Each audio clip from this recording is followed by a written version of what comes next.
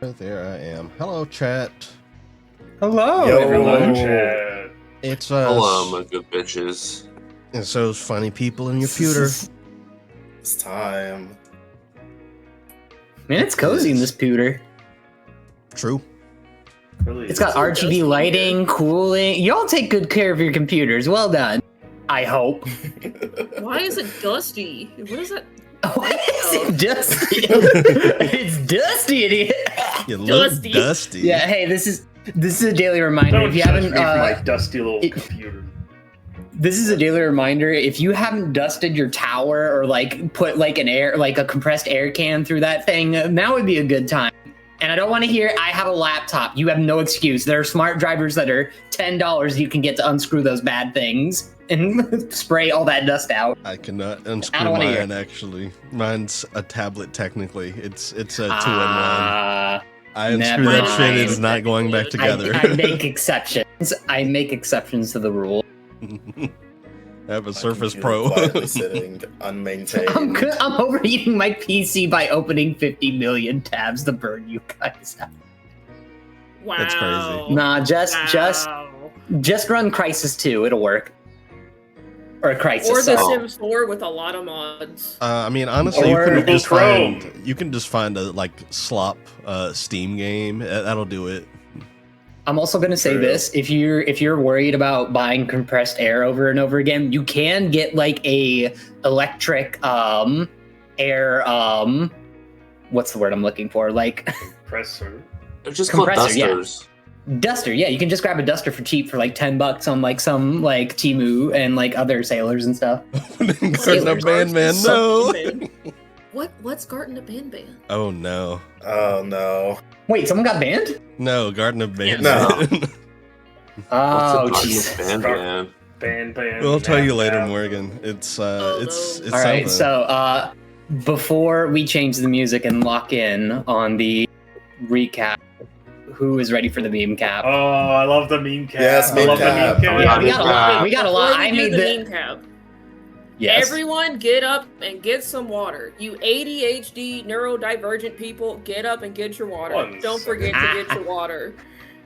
Actually, I forgot. You're not my real dad, mom. Whatever. To show how serious my ADHD is, I have one of those purr dispensers like literally right next to my desk. This is no joke, by the way. I am willing to show that on screen for evidence. It's okay. We believe you, honey. Someone got a warning. Droptip got eliminated. Oh no. Ooh. All right. Well. Oh yeah. Probably. Good job, Nightbot. You did it.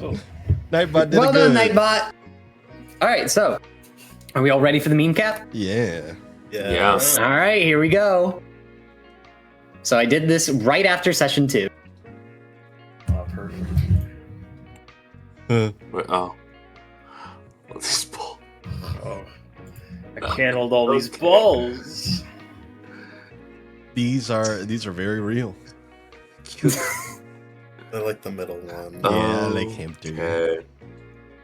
Yeah. That's my baby. We're the team with the tiny scrimblows. Hell yeah. Various scrimblows, even. You can get $5, Bugbear. Yeah, I'll give you $5 on Ko-Fi monthly. Monthly. Well, if it's too. Oh wait, hang on. Extra session thing. Give me a sec. Hello, you. The co-DM is here, everybody. Say hi to the people. Say hi. Hello, Goodison. What's up, buddy? Have you come to co-DM? No, you just come to lay down on the bed and nap? Okay, fine. That's okay. But he just ate. Yeah. Yes. Yeah. Those things to say. Aw. Sorry, everybody. He's so conversational. He's very chatty at his old age. Yeah, he is almost. I think. Oh my. Yeah, next week he's gonna be 16 years old. Happy early birthday to Goodison. Oh, man. Yeah. So when does he get his pension plan? When does that start? I don't know. The government owes me some pension for taking care of this cat for so long. Have you considered a nursing home? No, because I am his nursing home. I'm his designated caretaker. Oh, wow. Noble. All right, well, but yeah, we're all ready to go. I got everything set up for recap, and we can get started. Let's do it. Let's do it. Yeah. All right, here we go, everyone.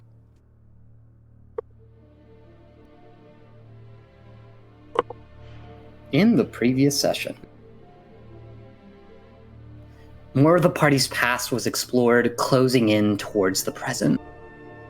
A month after an assault, Gamora would arrive at a circus on their way to the city of Bruce. Gamora would observe the Hokum Pokum Circus, performances by its cast such as the clowns Silly Billy and their rival Long Limb Larry. Gamora enjoyed the performance so much that he did not know he had unknowingly scared off a gang from assaulting someone that they were hunting down. The Redeemed Shield would ask the ringleader, Penny, and Silly Billy, if they would come to perform in the Party of the Pack he hosts every 50 years. A strange deformed Minotaur, though, Aster, would also approach wanting to have their book signed. Gamora would oblige, even offering Silly Billy and Aster a tuft of his fur. This would eventually lead to Aster learning more about Silly Billy and becoming part of the Hokum Pokum staff.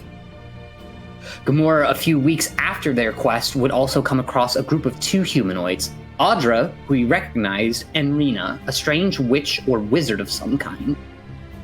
Sensing the 2 in battle, Gamora would arrive to them, being flanked by a pack of wolves, scaring off the remaining pack to save them. Audra and Rena would quickly notice that Gamora was not only wounded, but still infected with a poison forming pustules around their body.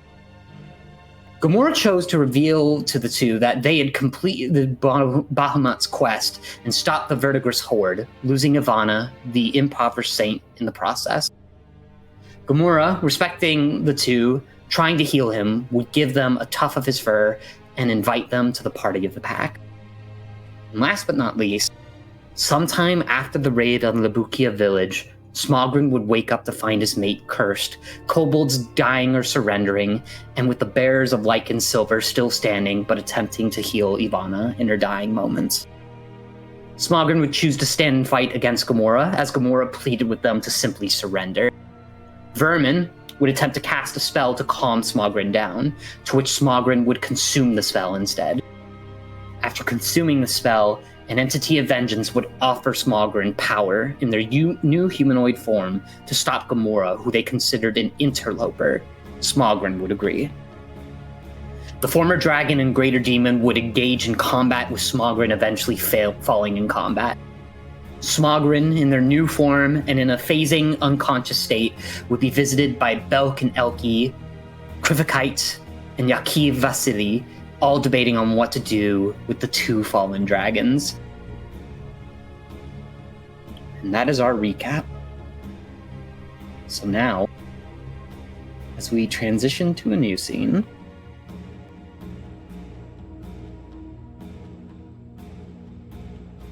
south of the lands in Milkovic, where the flat grass, hills, and dusts of the desolation mix together, a great celebration is underway as soon as the sun reaches its peak. Humans, demons, celestials, hundreds have gathered together from many pockets of the land. The diversity is seen both in race, in gender, occupation, creed, so many people and so many things. And adults have their drinks and coin, and the children have their dolls and toys. The Party of the Pack has begun. A celebration the hero known as the Redeemed Shield hosts every 50 years.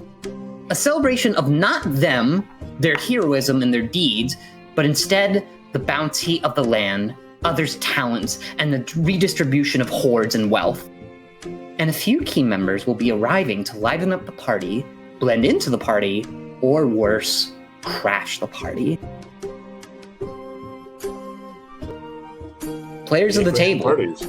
Which of you would like to volunteer and roll a d6? I'll do it. Damn it, I was gonna do it, but okay. I mean, go for it if you want to. Alright, Dice. You heard the pep talk you got earlier. I got a 6! You got a 6? It listened. All right. Hey.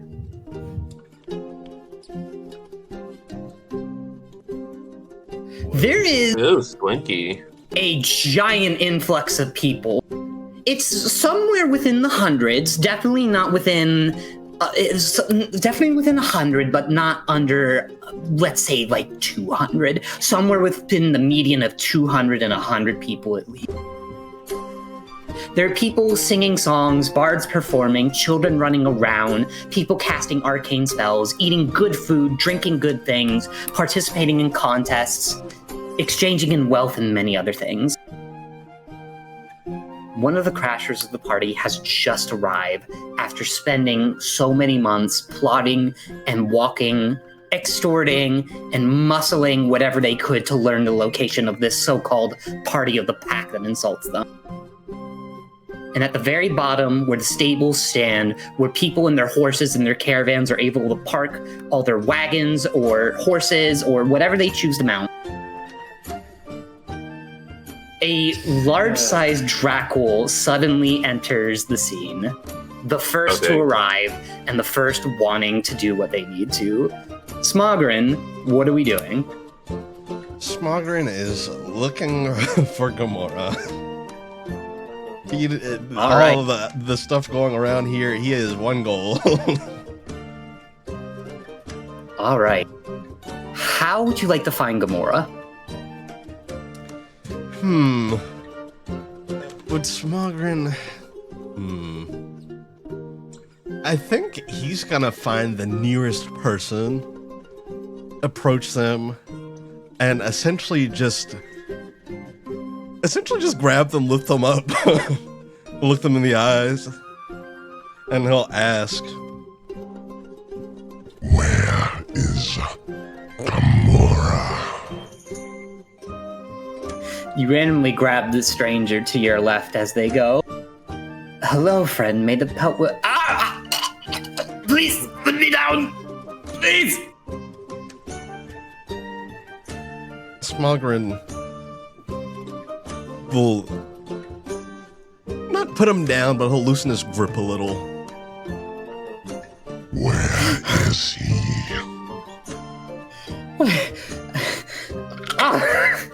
They instinctively stop holding your wrists and begin to hold their nose and say, "What are you, dear friend, infected? What is that stench? Have you bathed? Please visit the splinters, I beg of you." My question. I don't know. No one's seen him ever since we've gotten here. Someone said they saw them in the morning. I believe one of their friends, Pterodoc. But they haven't seen him since. They swear they will come before sundown, before the feast, but I don't know. Useless. We'll drop him. They begin to limp off, holding their stomach and nose. He's gonna have a look around, see if he can spy any signs of Gamora. Okay. I will let you make either a perception or a vibe check. All right. I'm gonna go for vibe.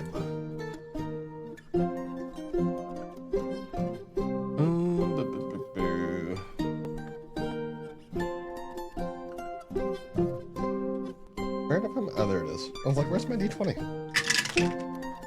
Where'd it go? That vibe's 14. If I can roll a fate die, I might be good, but I gotta get a 4. So I got a 10. Let's see. Yep. That's a 4! Let's fucking go! Hey! Let's go. Based off the vibes, you look across the crowds. You do notice on your, towards your right that there are some people gathering towards what looks like an inn. That's a small tent. There are not many people to the right, or the left or the right. On the top right, you see a few people gathering with loads of food and such. On the top left, there aren't that many, but then you notice at the very top, there's a line of people, and then there's another line of people. Things smell and look nice, but then you look forward and you see a giant, what appears to be hut. It's made out of the wood of pine, large lumber, dried mud and dirt, and it's lit with torches. And in front of it, you see this giant horned demon with wings and reversed knees and hooves, just kind of looking around and keeping an eye on things with a proud smile. Smogren will start stomping on over. I'd like to talk to your manager, please. Actually. And yeah, he'll get on over here. He'll look at this demon here. Where is Gamora? They look over and they smile a little bit as they jokingly tell you, assuming you are one of the many patrons here to enjoy the party of the pack. Hello, friend. Gamora is gone for now. They've gone out hunting to collect more for the feast, but they will be back soon, don't you worry. And you'll be coming back here. Well, this is their hut for now, a temporary home. He does always have to build it instead of making a tent. They don't make tents our sizes, after all.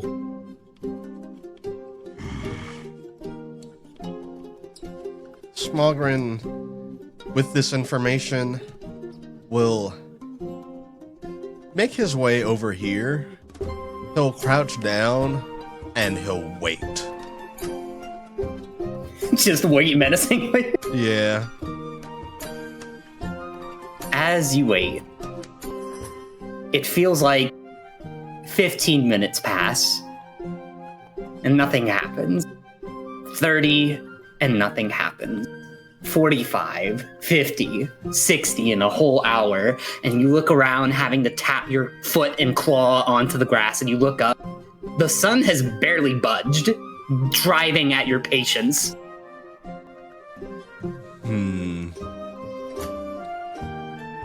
Yeah, he probably would get impatient just waiting, and he'll look to the demon again. Where did they go hunting? Somewhere out in the hills far from here, but they should be back before the feast by nighttime.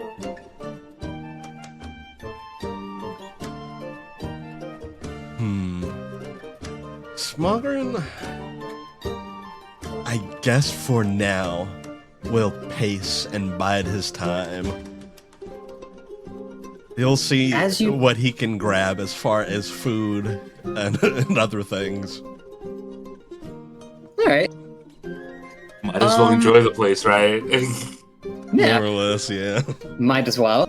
I will let you make either a vibe or a perception check again to kind of see where food would be. 5, let's go.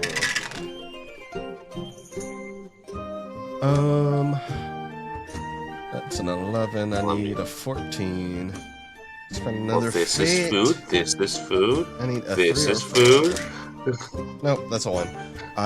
Nar, I did not succeed. You look around and it kind of looks difficult to figure out where the food is. There's a whole group of people over here. You can't tell if they're having food or not. There's a line to your left. Maybe that's where people are having food, but that takes a while and you are already getting your patience driven. And for some reason, the sun seems to be blotting out. You have a set of shade, and when you hold your hand over your brow, it's not a cloud.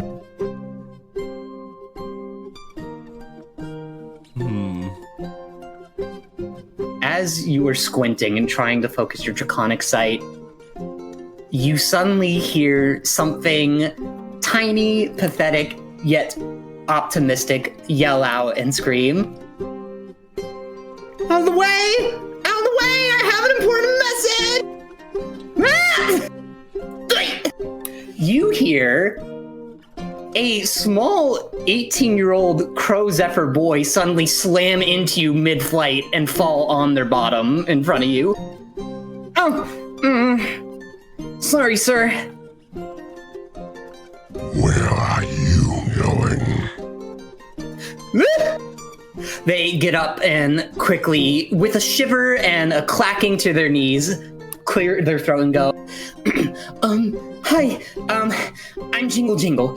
You can just call me JJ for short. I'm trying to get my Messengers Guild badge so that I can start delivering messages, and this is my first message to deliver. I'm really sorry. What's your name? Gamora. Gamora? You're Gamora? What's your message?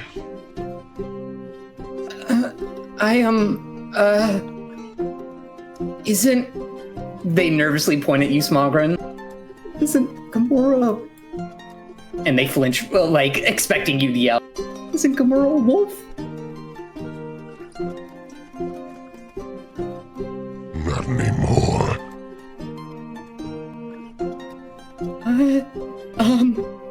I'll let you make an influence check. All right. Let's use the other die this time.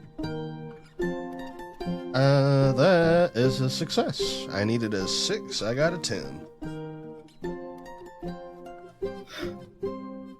Well, Mr. Gamora, I don't know what made you choose to want to take this form instead of your wolven form, but hey, dragon is pretty...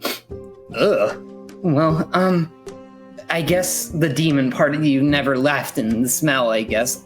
I'm sorry, sir. Message, right. JJ will begin to dust themselves in the grass off of them as they will gently get your attention and say, I was told that I can give you the message as soon as after the feast when the night has fallen and when no other eyes are around. So maybe later I can give it to you. Sorry, it was by order of the dagger that I couldn't give it to you until then. He will quirk an eyebrow at that. Very well.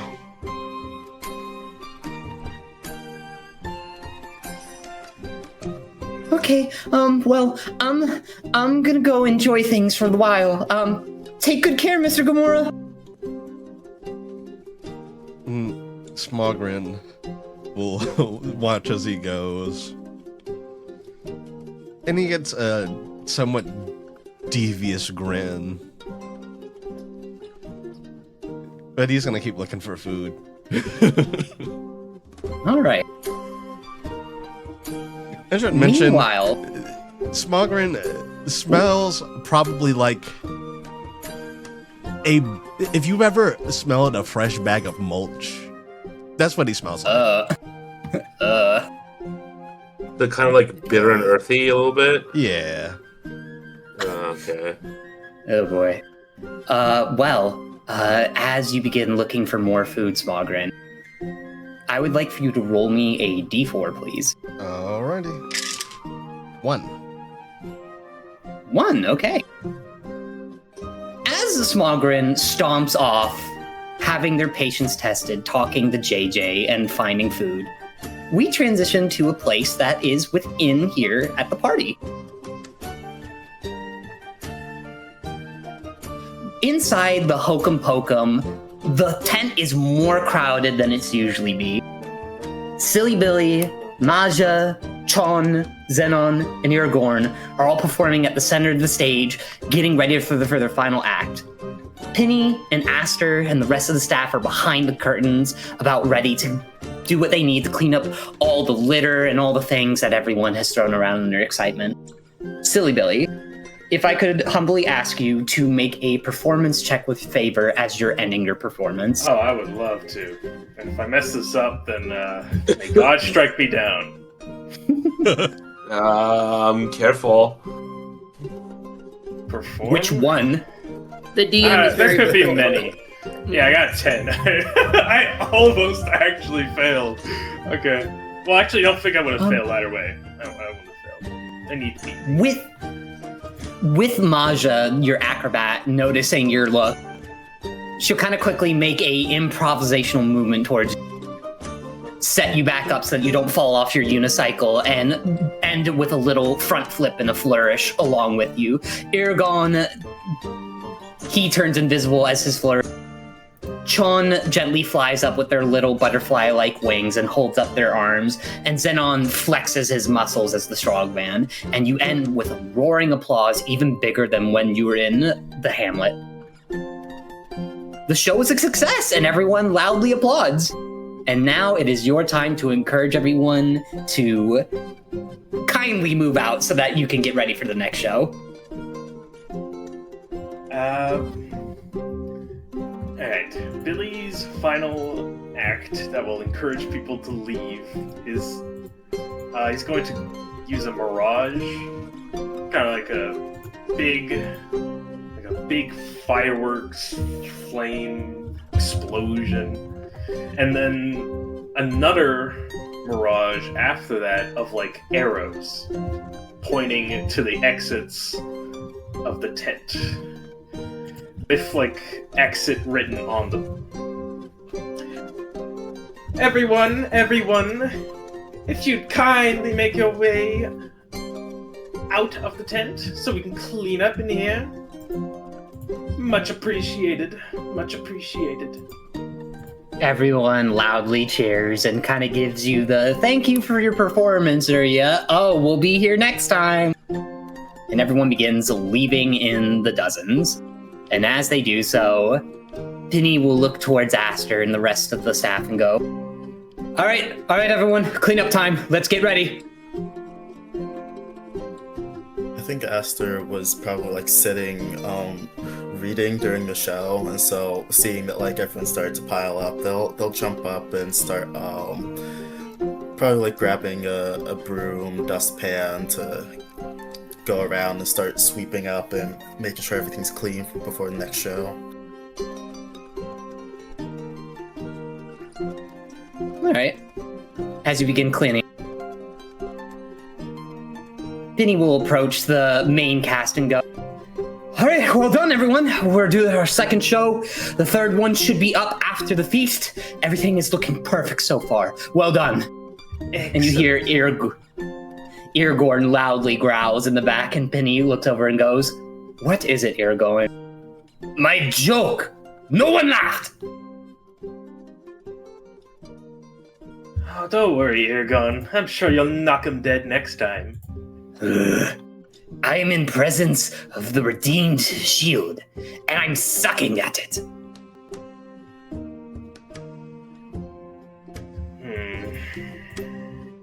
Yeah, you do have quite the high-class audience, I guess.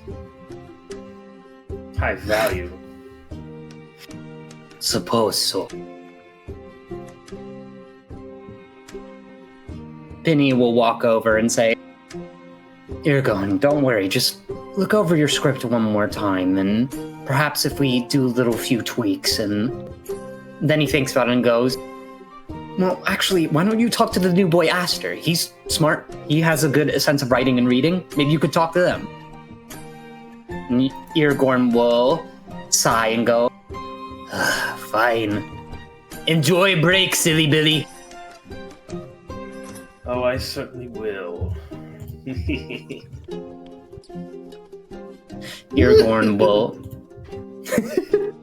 Irgorn, they will gently approach Aster as they're dusting and say, Need help, friend? Aster, like, kind of looks up startled, like, why is someone talking to them right now? They're very focused on their task of cleaning, especially because they wouldn't expect anyone to be coming up and talking to them, except maybe Penny. But Aster will like jump up and turn around and say, no, I think I'm okay, but thank you. No, Irgorn has to help. It's his way of fiends. We must exchange things. If Aster does not help Irgorn, Irgorn cannot help Aster.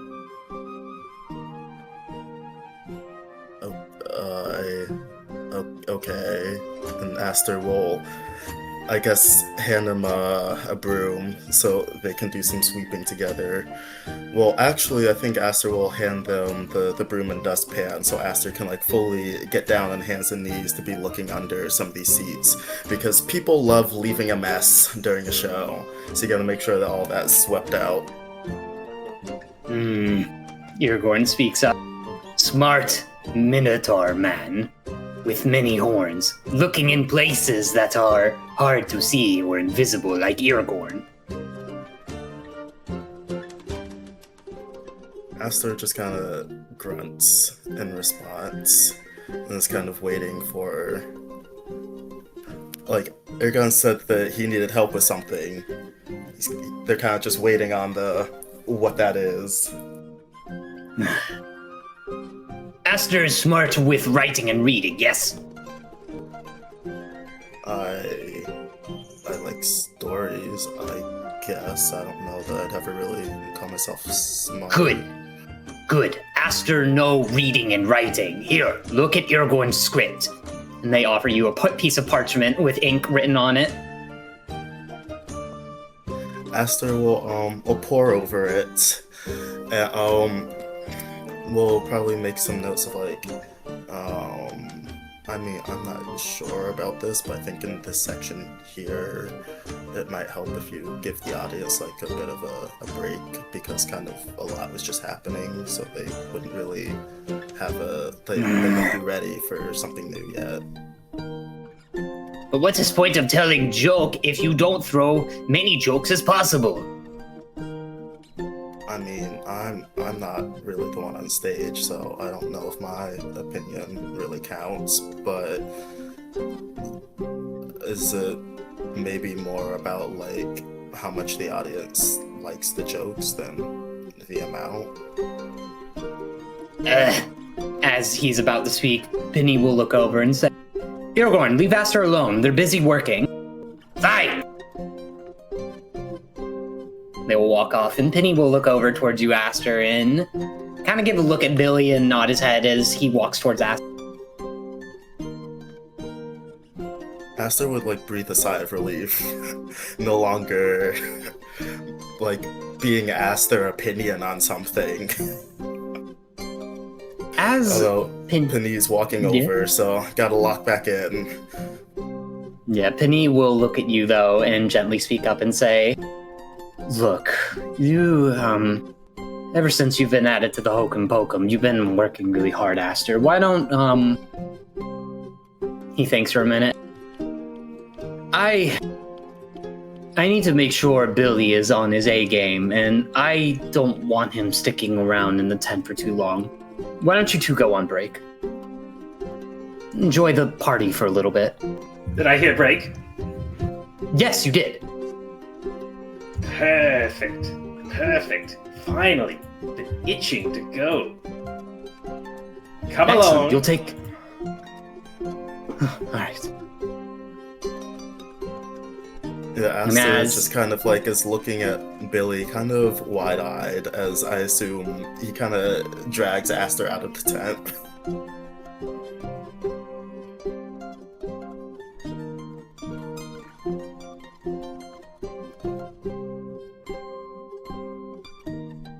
Both of you will exit the tent.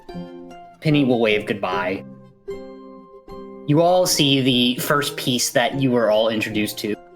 You both, luckily with Penny and Gamora's blessing before he left to go hunting, have the Hokum Pokum proudly presented right next to Gamora's hut. So this is the ability of how you've been able to sell so many tickets and had so many people. But circus work is exhausting work, and you two are now free to finally enjoy some time before you have to eat all that food and then perform right after for the third and final performance of the night.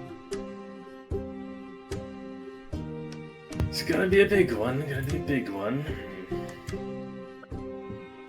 Aster nods quietly while following along. All right. How would you two like to enjoy your break? Aster is following Billy, so Billy's gonna look Billy's for any contests. Really. All right. Since you guys have gotten here a lot earlier than the other characters, I will let you, Billy and Aster, make both either a vibe or perception check with favor. Alright.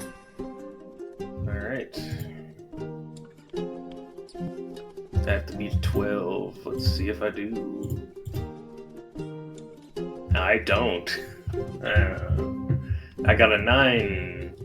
You know what? Fuck it. Let's do a fate dive. Oh, Aster, you get to roll one more because you're also favored. Okay. Use a Well, fate that still doesn't beat it. Yeah, I beat it. 9 plus 3.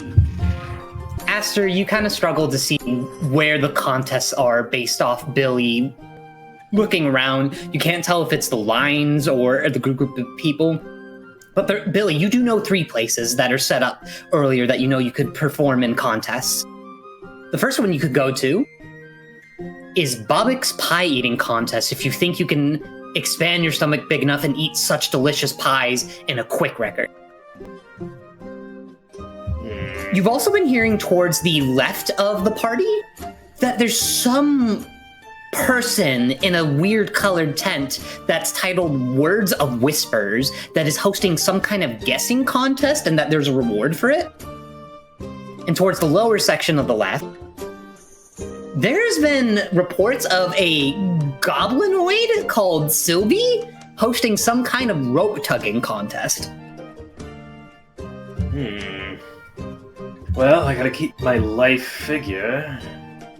And the tugging contest just isn't for me. I want to get all sweaty too. How about the Words of Whispers then, Aster? Aster just nods and follows along. Woof.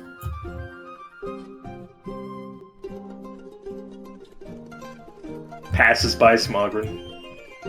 Yes, I would say the moment you both pass by Smogren, you smell something foul. Yeah, Aster throws up a little bit in their mouth. Oh. Whoa. Okay. It was just unexpected. They weren't ready for it.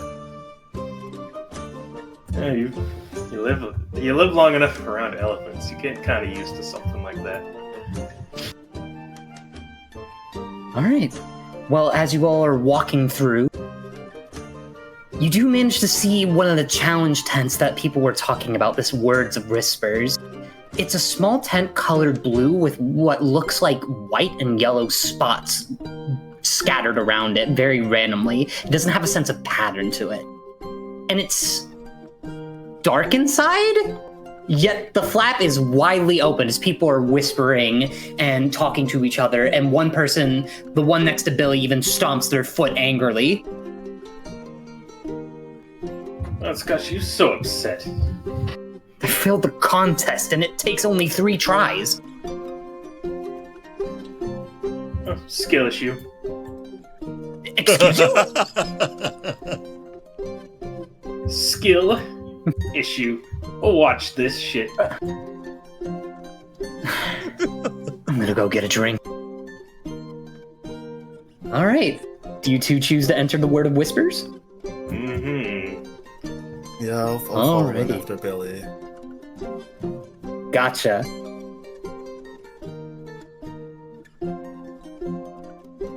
You both enter the Word of Whispers.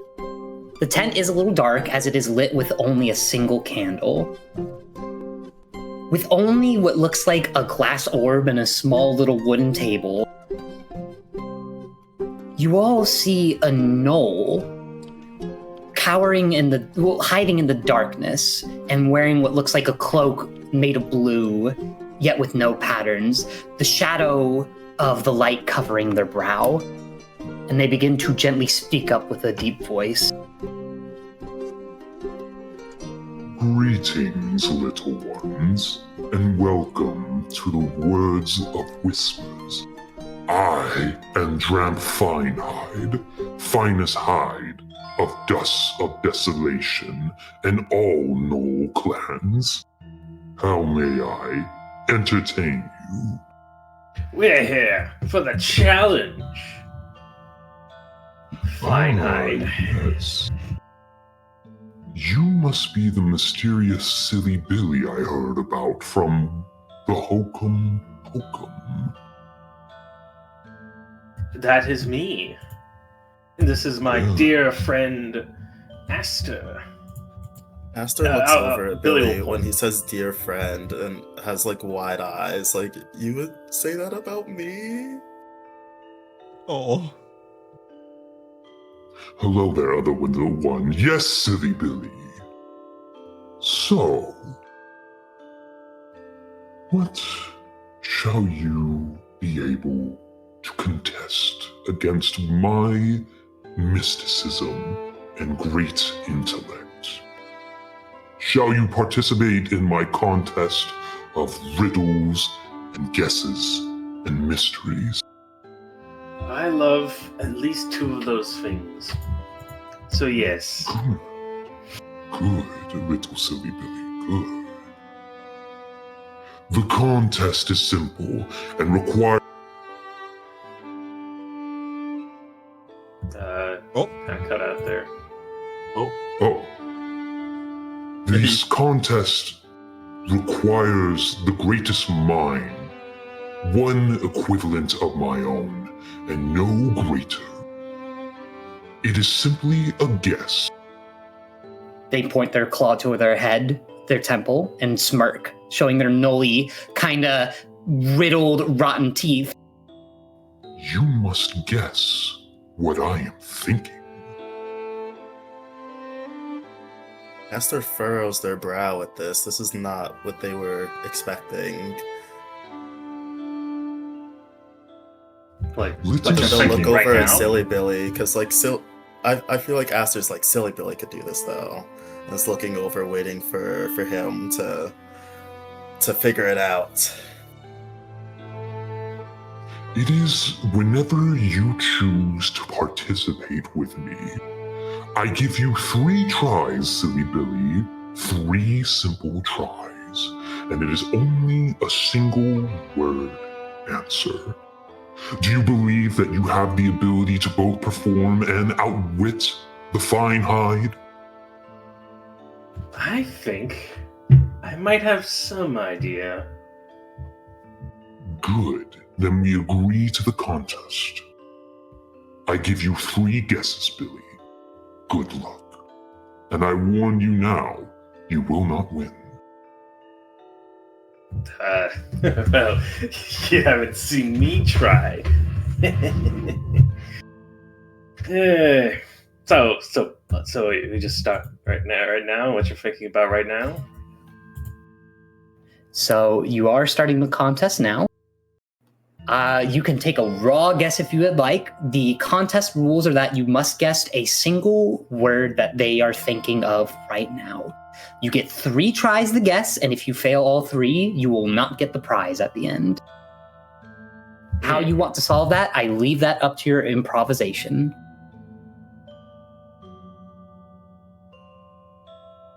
All right. Is there any check I can make to like... I don't know. I will let you choose from 3 skills. Assess, perception, or vibe. I'll do perception. All right. Need to beat a 12. 17. Okay. So the first hint is that you begin to look around the room, and you notice that this tent is sparse and darkly lit.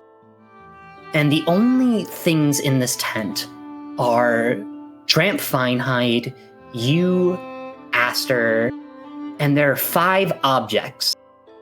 There's a wand, a glass orb, a broom, an incense holder that's currently lit, and the candle on the table that is lighting this entire tent.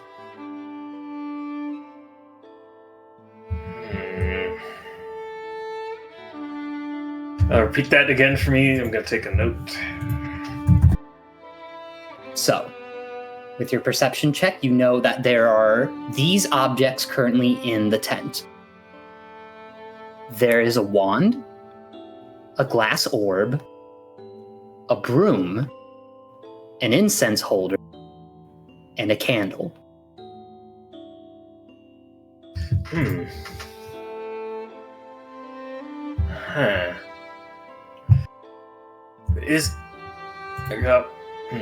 I don't know if I should ask this in character, but is the word a single word that is unchanging?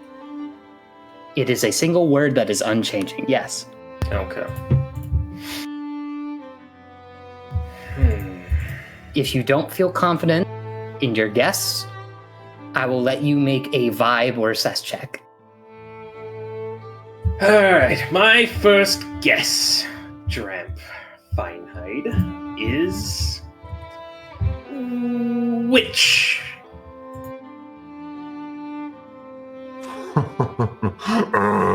Wrong. Dang it. Try again. You only have 2 left.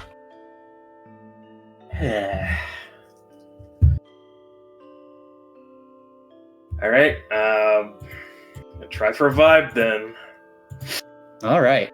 Go ahead and roll that vibe. Gonna spend a fate die. I need to beat it. You are determined to win this contest. I need to prove myself, okay? Oh no! Wah wah. Did you not make it? No, I didn't. All right. Well, you can make another guess. Fuck. Broom, glass orb, wand, incense holder, candle.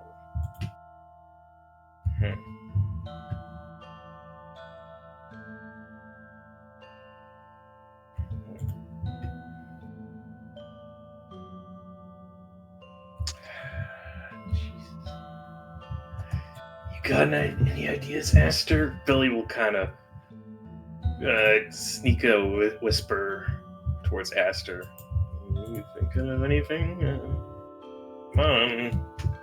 I just kind of assume that people are thinking that I'm weird when I first meet them, but I don't know if that's really part of the game here.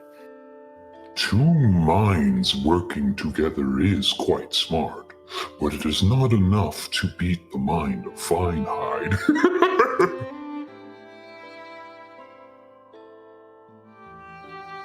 I guess... Well, actually, let me ask out of character. Is there anything, like, notable about Dramp himself? Make a vibe or assess check for me. Alright. Which one of those am I better at?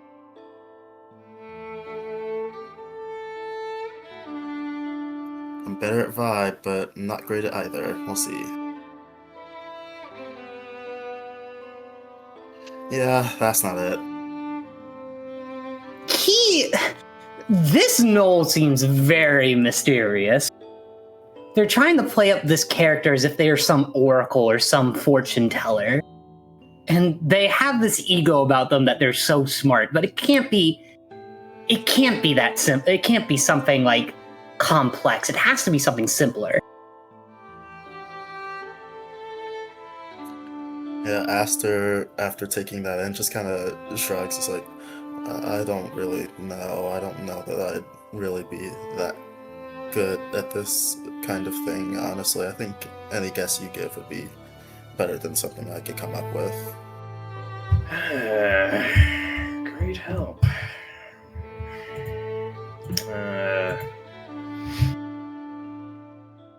I take it your size medium? That's my guess. My guess is medium. They are size medium.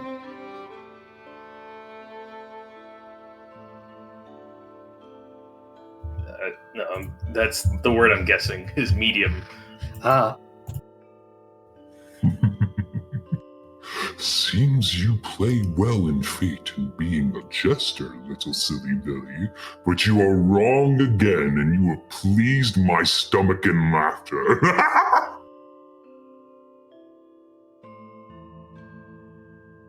One more. Yeah. Don't mess up now, the audience is watching. They look towards a corner. Is there something in that corner? Is there? Go ahead and make me either another assess or vibe check for both of you. I'm gonna try my luck at assess. Ooh, I beat my assess. No, my vibe. My bad, not my assess. I'm going to do an assess. Fuck, that's not even close. Okay. Billy, the pressure is mounting and it looks like things are going to be bad. This guy might be spreading rumors the moment you leave this tent and someone tries to compete in the contest again. It's looking bad. Things are really worrying. And as you're stressed out, Aster, you look over at Billy, who is tapping their foot and probably biting their nails. And when you look at the corner, you see there's a small hole letting light in from the sun. And the sun, it gently points down at Dramp Finehide's eye. But it's not the eye. Something doesn't feel right about that. That can't be the answer. And then there's a single word that comes to your head that might be the answer. You. I think Aster will just kind of plainly say that. You? What was that? I was wondering if that might be the answer.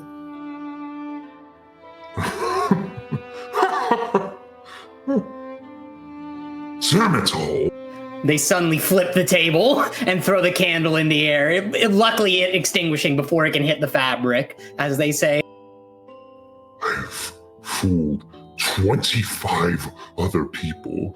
Dramp Finehide almost had it. Damn it. How did you know? What magic did you cast, Minotaur? I didn't cast. There's magic? Hey! Alright, slow your fucking roll, okay? Maybe Asta's just a little genius, huh? Huh? You figure out your little game. I don't know what they did, but they figured it out, I guess, you know? Fine, you win. Congratulations. Have your prize from Dramp Finehide. They will reach over and grab the wand that was a part of the set. They will grab the wand that's a part of the set dressing. They will pull out a measly 5 wealth from a tiny little pouch and place it in Aster's claw. There, take prize, and do not tell others the answer. Finehide does not have enough gold for prizes. You need the gold. Whoa. I can take the gold, yes. You can have the wand. Is the wand the prize as well as the gold, the wealth, whatever? Yep. And as you all collect your prize, the 5 wealth, and you are given the wand, Aster, in the items tab for Discord, you have gained a wand of Magicence.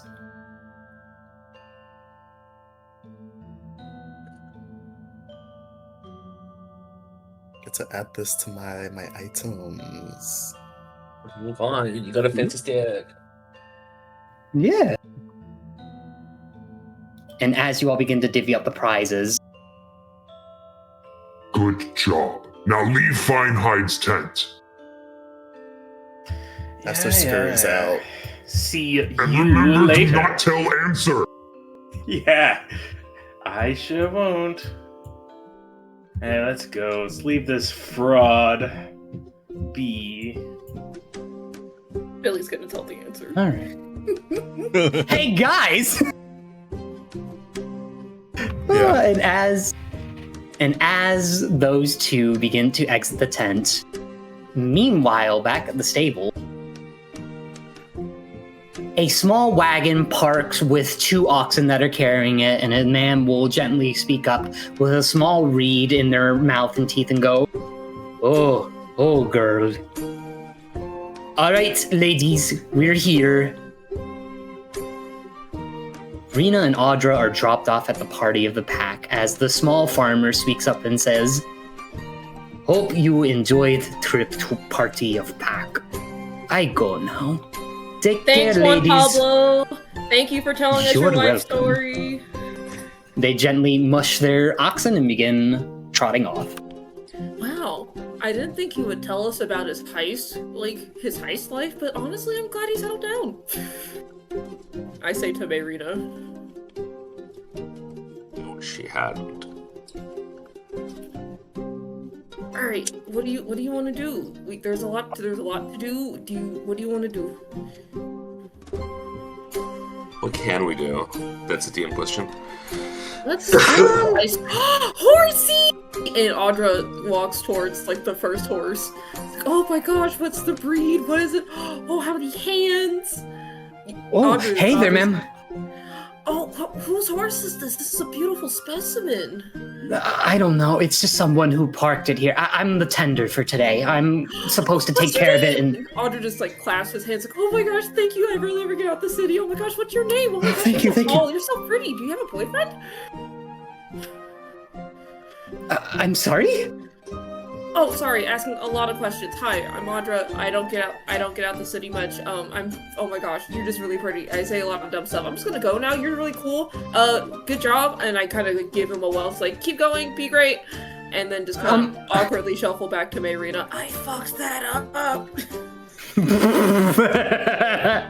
Absolute fumble. Well, to Wow, answer... you really got him on the ropes. Thank you. Can I say something real quick? Billy is saying the wrong answers. He's giving out wrong answers to people. It's the secret answer is buffalo. Oh, thank you. I'm gonna get free things tonight. Tell your friends. All right, and meanwhile, Let's answer... Let's go get food. But continue, DM. To answer Rena's question out of character, I will let you make a vibe, perception, or assess check to figure out something you can do. I would like to do something else, if that could at least give me some circumstance bonus. Where is my feature? Where is my features? There are my features. It should be in They're here on your in my face, features. Billy. So I have. You're I terrible. forgot they were there. But anyways, I'm going to use Polar Magician, so I can fly high up and just do a little recon. Oh, okay. I would say with that, you would get favor on one of the assess, perception, or vibe checks. Yeah, Marina will just basically throw her staff up and just basically whoosh up in the air, leaving trail of black butterflies, and then just basically perches up and sits on her staff. Just looks around. Favor means after all is advantage, right? Yeah. Is essentially advantage, yeah. Wait, you could have done this the whole time? We didn't have to fight the wolves? It doesn't give me flyby. Oh, okay. I got a 17, and oh wait, I didn't even announce. Which ones did you tell me I could roll for? Assess, perception, or vibe. Actually, what do I have the highest? Where is assess? Assess would be in intelligence. Oh, I'm looking at the wrong one. Intellect. God, I know. God, sorry. I have so many tabs open. It's not even funny at this point. You don't want to see how many the DM has open?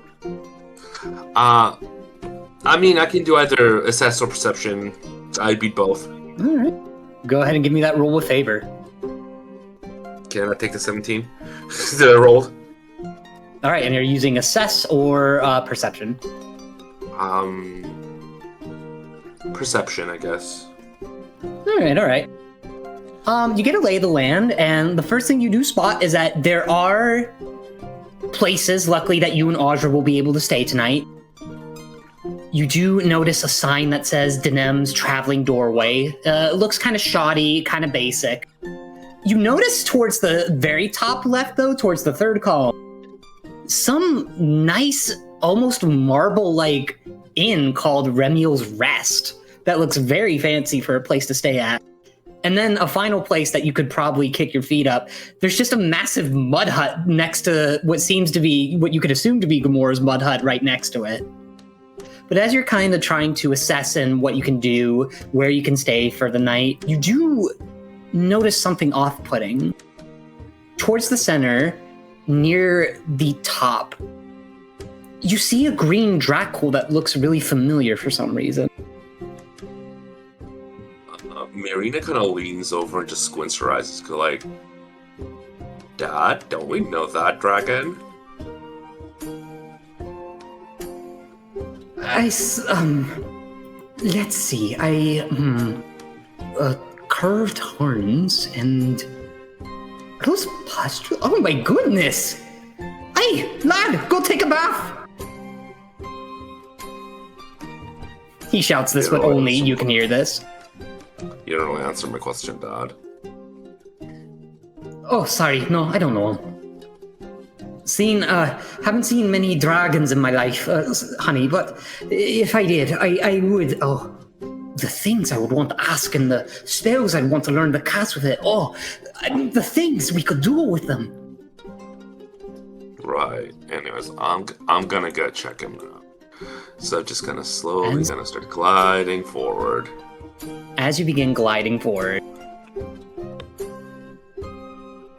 this is a rare occasion with your flying broom, but you almost have a mid-air collision as you see a crow zephyr with arm wings flapping and stopping in mid-air, holding his arms up to prevent the impact as he goes. No, wait, stop! Ah! Did we collide? You did not. He stopped right on time. Sorry, miss. Yeah, watch where you're flying right now. I'm sorry. I'm really occupied right now. Some asshole lied to me, and I thought I found Gamora, but no, it was just some impersonator asshole. Do you know where he is? I have a really important message to give him. It was Gamora. You don't know? He just does not care. Yeah, she's tapped out, isn't she? Really blanking in. You never, heard the stories of the Redeemed Shield and the parties he's made for almost 300 years? Okay, how do I describe this? My arms are a little occupied right now. Okay, very big, not as big as that hut, maybe 16, 17 feet, I don't know, has a red eye and a blue eye, gray and white fur, wears a white bandana around their head. Do you know where I could find them? Marina just gives him a slow blink of it just pops her chewing gum and just completely gives him the vibe I don't fucking care. Okay, sorry to take up your time and almost collide into you. I really gotta find them or I'm gonna be in huge trouble. I'm never gonna get my Messenger Guild license or badge if I don't find... Gamora, where are you? He flies off and disappears. Oh yeah, we'll see you later! And Audrey just kind of awkwardly starts walking. I keep flying forward. Alright, well... Why can't I move with WSD? Oh, no, you should be able to. Oh, weird. It doesn't let me. Yeah. As Let's me do it with the, let's me do it with the directional buttons. Ah, okay. But yeah, as Marina is floating through the air, none of you would have to make a perception check, but Smogren, Aster, and Billy, respectively, you all see this witch chewing bubble That's gum good, and popping bubbles. You hear a pop noise and you all flinch, wondering like, what is that? Is someone casting a spell or firing the firework? And you see this witch woman flying on a broom towards the center. Aster just like watches her pass with kind of awe, because I feel like, I mean, I don't think Aster would be like too familiar with the concept of like seeing and actually like being in the presence of witches, right? You are not familiar with witches. Yeah, so I'm seeing this like cunty woman flying on this broomstick above the whole thing. I'm like, oh my god, who is that? She's just sitting like with her legs crossed like to the side. Where's the string? Where's the string keeping her afloat? I don't see it. Maybe it's magic? Visual effects, It maybe. couldn't be. She's too witch-like. It's clearly an act. Come on. Yeah, you're probably right. Do I finally reach Smogren? You do. But yeah, I give him like a little spin. Smogren will reach up and grab the staff. Oh my god, okay. I mean, You I'm come not. to a Well, screeching halt, how Marina. How tall is he? Yeah. 9'4". How? Well, I probably would get close, yeah, and just like basically like, just record scratch stop. Or like a car hitting the brakes, just. Yeah. He'll pull you down to eye level. You. I recognize you. Yeah, you look familiar too, buddy. Well, of course I do. I am Smogren, Scourge of the Swamp.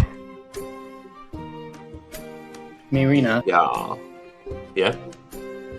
as he says that, you remember an out of character from session 1, the scene that played.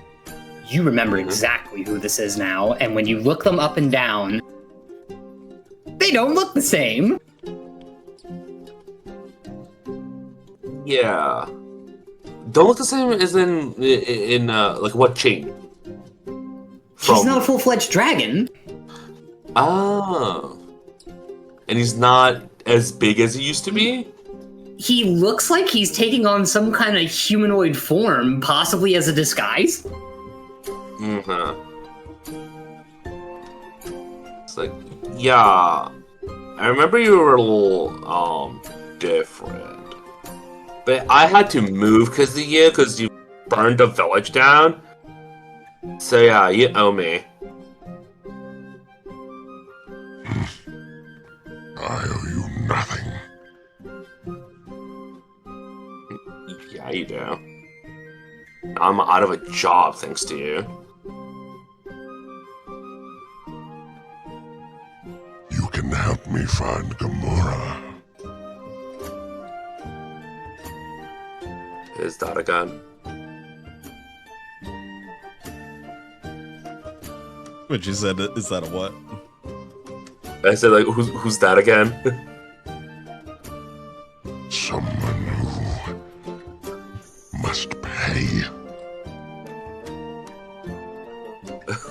Marina kind of like squints against, like, yeah, very descriptive.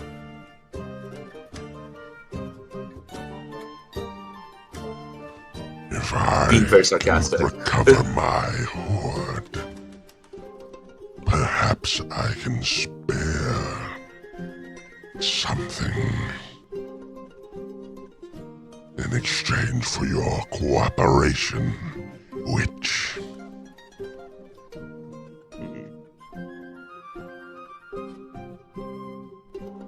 Marina kind of like thinks for a bit and then kind of like she kind of shifts her legs over to the other side of the staff. It's like, I know What do you think, Dad? Like, she has her back turned towards her, like, she's having a little council with her dad. I don't trust this dragon one bit. He was extorting us not too long and a few months ago. Who's to say they'll hold up their end of the bargain? Sure, we'd be helping them, but if it's really a problem, why don't they just turn into a dragon right now, go flying around and find this Gamora? Yeah, you can't ask stuff like that, Dad. That's kind of rude. What do you... fine, darling. I'm sorry.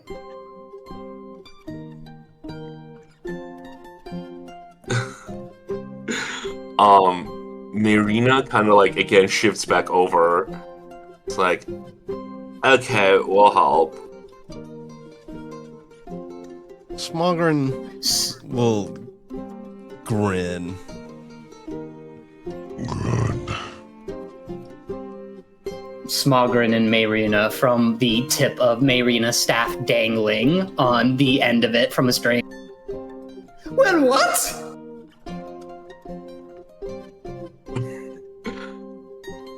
So what's your deal with this guy? Because I'm completely ignoring him.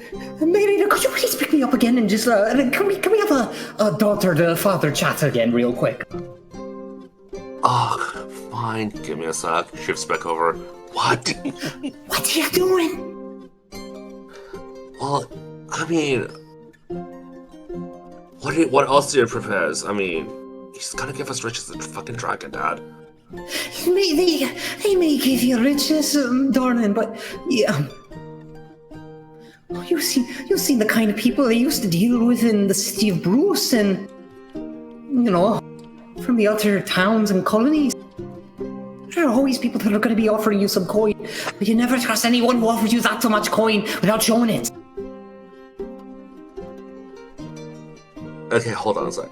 Shifts back over. You really have money, right? Smogren will reach into his bag and grab a handful of wealth. Marina kind of like, shifts back over. See, Dad? He's like fucking loaded. And meanwhile, us, just opens her purse and just fucking moth flies out. You got a better idea, Dad? You know what? You're right. You're my daughter, and you need to survive, and I can't... Just leave me on your hat. I'm sorry, I'm gonna be quiet for a little bit. Just leave you to it. She shifts back over. Okay, we got a deal. Good. But first, As you two... food. I hunger. Did I see any food places? With your previous role, you would notice a few. You would notice that towards the middle right, there was a place called a little tent that was called Dala Devourers. And towards the top left, there's a long line for this wooden shack called Puto's Pub Portable. Well... So, I don't feel like standing in line. So let's try here. Let's just point out this Dallas Devourers. And Smogren, his eye will catch on this pie eating contest. And he'll look over at Marina. What are they doing?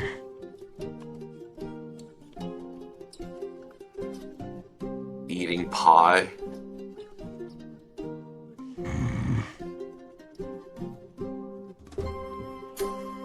The closest source of food, Smogren lumbers over. Are you taking Marina with you? He let go of the staff. Oh. Marina has okay. agency. Right. All right. Well, meanwhile, Audra. I'm still gonna be here just so that Audra can still see me from the crowd. As you're walking around, and seeing, as you see Mayrina seeming to have a small exchange, but looks like a large green Drackle. You walk forward and you see something that you've never seen before. You see what looks like a human man wearing a wig with a red nose and has face paint on with a bow tie. Automatically just rushes up. What are you, sir? Oh my god. I'm a clown. A clown? What do you do? You look scary. I do clown things. What is a clown thing? Jokes, gags, tricks, acts, clown stuff. You've never been to the circus. Never. My part of town doesn't really have space for circus. What is that? What's behind you? Aster takes a step back upon being noticed. Oh, I love your hair. Would you like to meet my friend? And then Audra pulls out Hamter. Like, his name Hamter. And like a way to like soften the approach. Like, Hamter, say hello. Aster is a little interested in Hamter, and will. Would you like to hold him? He's very friendly. He likes ladies. I don't think I should. Hamter's a man-hater. Hamter is a man-hater. Oh no, Hamter doesn't bite. Oh, Hamter, what's wrong? They look towards Billy and Aster, a little worried. It's okay. I'm not gonna take you to the scary wig man. No. It's not a wig. I'm sorry. I didn't mean to scare your pet. Here, So Billy has grown a foot larger. It's not a wig. Fascinating. You changed. No, I didn't. You're one of. Oh. Okay. We have a couple of those. We have a couple of you in our village. Hi, Audra. And Audra puts a hand out, like a handshake. Billy doesn't. Oh, yes, right, this. Then he'll shake Audra's hand. Like, oh, yeah. So, you do circus things? There's a circus here? I would love to see. Billy will walk out and then point to the Hokum Pokum tent up there. Oh! There's the circus. There's a performance after the feast. But we're on break, so buy your tickets while you can. Oh, I will. I'm assuming this, and I kind of like gesture to Aster, not in like a "oh, look at him" point way, but like acknowledging that he does still exist. Are you a part of the acts as well? Stagehand. Stagehand. Oh. Aster, scene. this You like must kind hold the of. stage well. That's not what a stagehand does. Actually, I just kind of help make the show happen smoothly. Well, dare I say you're more important than the performer. You keep all the you're the grease that keeps the wheels. No, the show wouldn't be anything without people like Billy. I'm really just replaceable. Anyone could do my job. No. Oh yeah, and Billy. My God. Billy, that's a name for a grown man. Oh. Oh, actually, it's Willie. But Oh, William. Oh, I'll keep it a secret. it's not. And I kind of say, Hamster, be nice. And I kind of like usher him towards Aster. It's like, make friends. I don't think he'll bite How you. was Hamster looking at me? Big eye and almost in retreat. Yeah, Aster will back up and say, "No, I'm sorry. I'm scaring your pet. It's okay. Oh, I understand." Well, remembering I have a dog, I was like, oh, well, okay. I kind of put Hamter on top of Chantrell, the Irish Greyhound. It is an Irish Greyhound. You don't have to make a token for it, just know it exists. It's like, okay, well... And I say, what were you guys doing over here? I see a tent over there. Yes, there's a battle of wits with this, Knoll fella. Tramp Finehide. Hey, keep it a secret, but the answer is swordfish. Swordfish? Yeah. Yeah, it's a word guessing game, and the answer is swordfish. I have to guess a word, okay. But you know, he already got the answer from me. Can I do a vibe check to see if he's lying? I do want to say Aster does make a little face when Billy says that also. With this combined context, Your Honor, may I roll an assess and or vibe? I won't. I'll let you roll vibe first to see where we go with this. Oh shoot, my vibe's atrocious. Okay. The vibes are horrendous. Oh. Vibes are horrendous. My vibe's not too bad. Mine's an 18. Oh. Nice. Not only do you pick up on the fact that, like, it couldn't be that easy as swordfish, you notice the look Aster makes, and you not only realize that Billy is lying, Aster knows the answer. Interesting. And Aster, what say you? What do you think the answer is? I'm not supposed to say. I mean, doesn't that kind of ruin the point of the game? It does, but it also confirmed that it might not be swordfish. Aster just may kind or of may not be. looks away, accidentally outing Billy. Well, Aster, Billy, I hope to see you at the tent. I'm gonna try my hand at the tent. I like a good guessing game. As you are about to buy a leave, gun. as you're about to looked leave, at Billy like, what the fuck? And Suddenly- I turned before Aster was like, Aster, you seem like a chill dude. Yeah. Hold your head up high. Okay. as you're all about to leave, popping out from the crowd. Excuse me. This thing needs to go! Hello, small thing. Hello. Hi, how are you? Hey, hi, sorry, they reach over to grab their knees and they hold up a feather finger. Give me a minute. Breathe. I kind of pull out some water. It's like, do you need water? Yes, please, I forgot to pack mine. Here, take it. Looks like a fire Mistake. Breathe.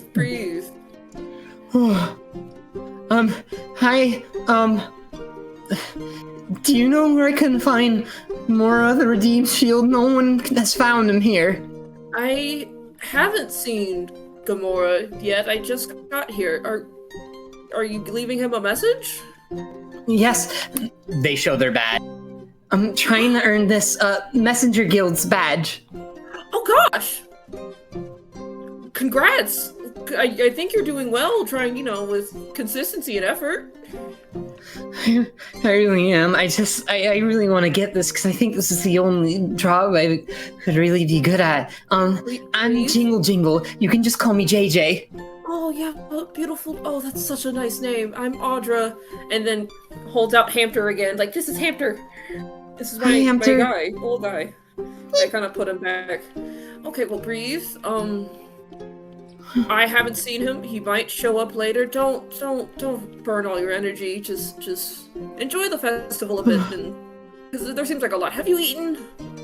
No, I've just been flying, and now I'm walking because my arms are tired. JJ, you gotta eat. JJ, okay. So, how about this? We'll look for Gamora together. How about that? Okay. I guess if we're both gonna eat. Yeah. My companion's bigger than yours. I saw a pie eating contest when I almost rammed into that one lady on accident with her broom. I wouldn't mind a you pie. saw my traveling companion. Yeah, she came with me and then she left. She's really nice once you get to know her. Well, I'm not. I say trying to save face. Hopefully know what I say trying to save face. Yeah, she's rough around the edges, but she's pretty okay. Okay, look, pie eating. Do you like pie? Do you have stomach for pie? I think so. I don't know. I honestly, I don't care if I win or lose. I'd just rather get something to eat. Okay, let's go to the pie. Let's go to pie. Let's go get pie, JJ. Okay. So how long have you been? Oh, he's fast. He has tiny little legs. He does have tiny little legs. And Hamter just float behind, and I'm assuming once we get in range of Smogren, just wave of stink. Yes. Yeah, he don't smell that bad, but he smells like if you were walking around and somebody had just laid down fresh mulch. Ah, okay. Has every player character made a comment about Smogren's smell? Yes. Yeah, okay. Good to know. It was obligatory. That is a fresh smell. Oh gosh. I mean, it smells like home, but I don't want to smell home right now. Fuck. Fly over too. Oh, hi. JJ will. Rita, where'd you go? Been around. Okay, because you left and then I got lost and then I ran into JJ over here and he's such a swell guy. He's trying to earn a badge and I want to help him earn that badge because he's really trying hard. He's also looking for Gamora, the guy we met in the forest that one time. Remember? Shh. Gamora. Oh boy. That's who he is. Hi, Large. Do I see the pustules on Smogren? There are Drawful with very much, yes. Harry. You do. You do notice the pustules, but go ahead and make me a nature or lore check. Nature? I'm gonna do a nature check, because lore suck. Alright, D20. It fell! Wait! It landed on a 7! Nature's a 5! Alright, well, with a 7 over a 5, you do notice that this larger green Dracul does have pustules that look similar to the ones Gamora got infected with on his quest, but for some reason and somehow they're still standing and are still functioning. I don't think Audra will say anything audibly at that. It's like, oh, yeah. He's not here, though. We're looking for him. Right, JJ? Is he, I'm assuming looking on good terms? He grins. Yes. I don't have enough context to argue a vibe check against that, so I'm gonna just go for it. Well, I'm and Audra not really willing to give out first name to this giant lizard man. We'll give out her middle name, which I gotta check because I almost forgot it. Middle name drop. Middle name drop. Name drop. We have assembled the full government name. I'm Gronus. Nice to meet you.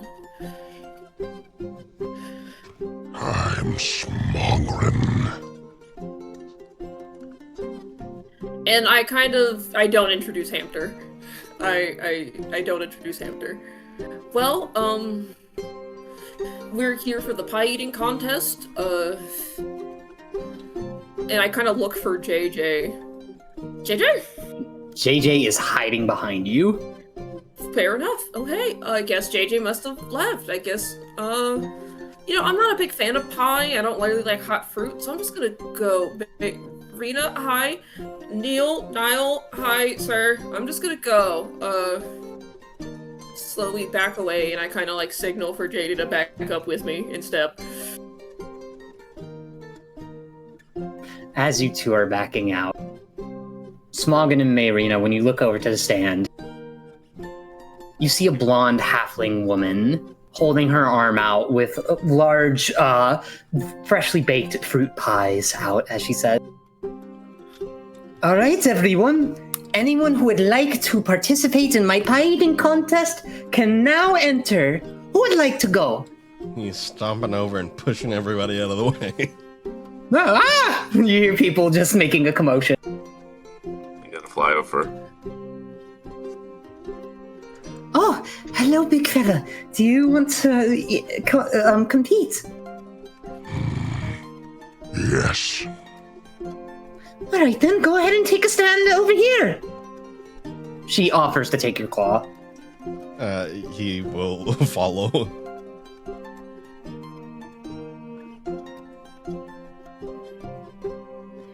Bobik will gently take your claw and gently let go of it and put you behind the stand.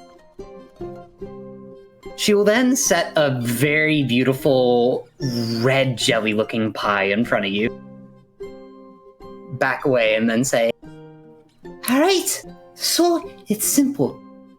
I'll give you one try, but all you have to do is try to eat as many of these pies as possible. Does that sound easy? Yes, I hunger. All right, perfect. And if you win, I'll give you a prize as well as one of my house favorite velvet berry pies. Are you ready? Yes. All right, everyone. Give him a signal. 3, 2, 1. And everyone begins cheering and throwing their fists up in the air.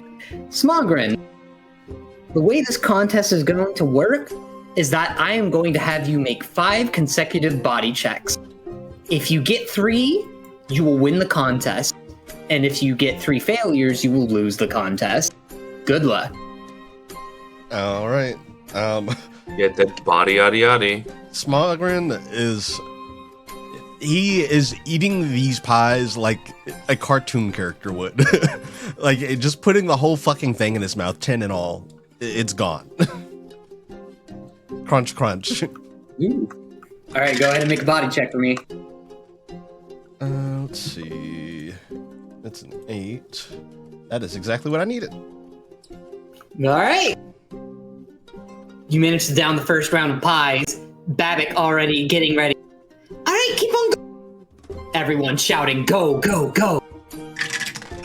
Knock up that old man. 17. That's another success. Perfect. You managed to down even more of these pies, swallowing them whole with ease. Everyone is suddenly getting excited, wondering if your stomach will burst under your armor or if something will get caught in your throat and have you choke. And Bobik, with full confidence, kind of gives you a smile with encouragement and says, great! You're almost there! It looks like you're about to make the record. Here's the last match!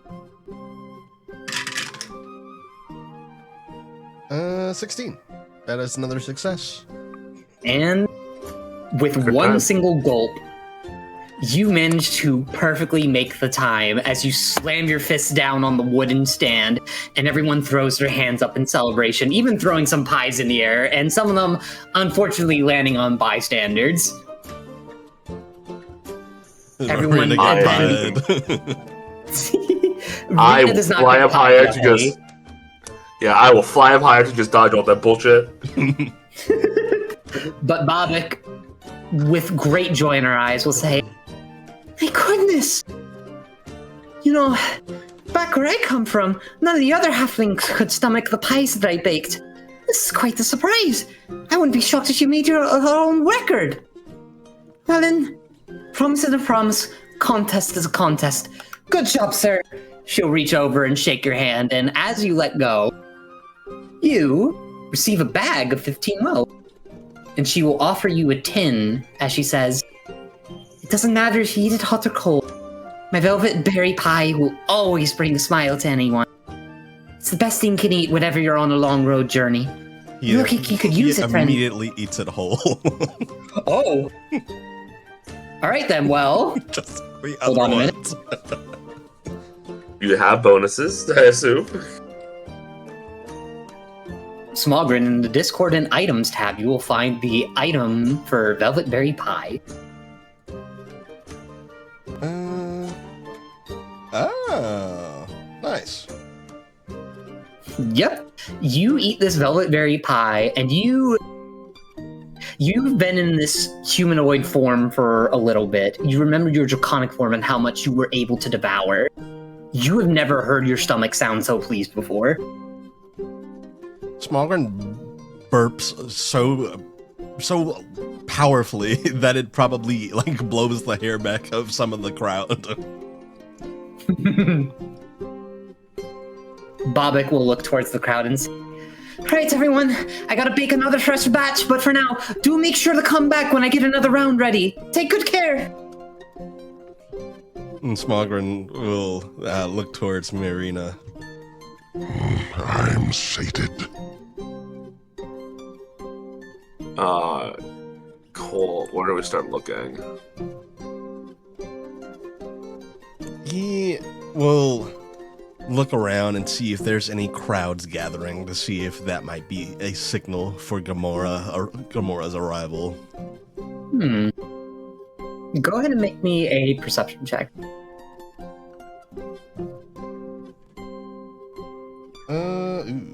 Not great. I rolled a 4. I needed a 14. Nope. Unfortunately, it's kind of hard to tell. But hey, you had good pie. Yeah. Okay, I have a thing. Can I fly higher and spot if there's any trees kind of like weirdly just like getting bent or torn up? Because I do remember that thing was just basically barreling through trees like nothing. Yeah, sure. Go ahead and make me a perception check with advantage or with favor. Okay, perception. Oh, I have to beat a 10. Doesn't sound too bad. Wait, are you a D10? No, you're not a D10. The D20, I mean.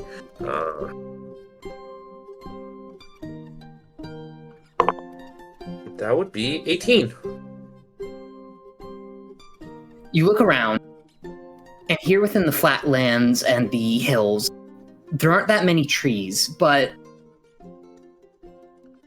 it doesn't look like Gamora's anywhere around, even with your visual. But you do notice something. Oh? The crowd is gathering towards the center, as the sun is looking like it's about to set.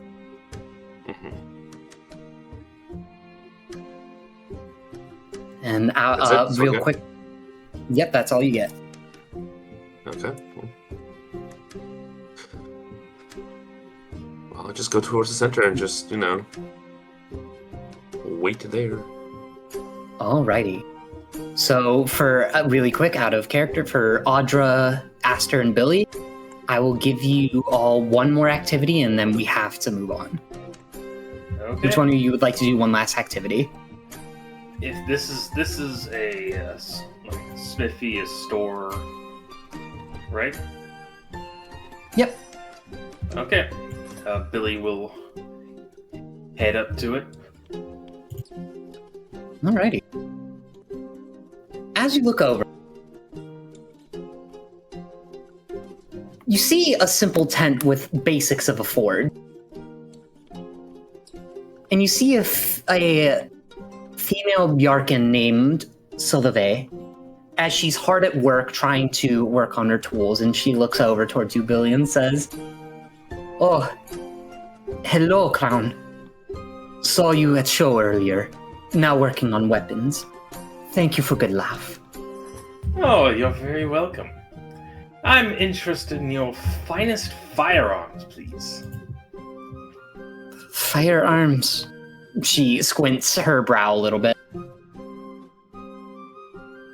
Gun. Gun? No. She holds a hand to her chest. I sort of don't make guns. Guns are hard, and guns you need specifics. Things I make, simple, clean, effective. It's one day, Aster. Why do you want gun? Yeah. I have my reasons. I was wondering the same. Anyway. But what do you prefer to smith? Simple things. Weapons. Sometimes go to wizards, have them put charms on it, or go to priests and get blessings. Or I suppose.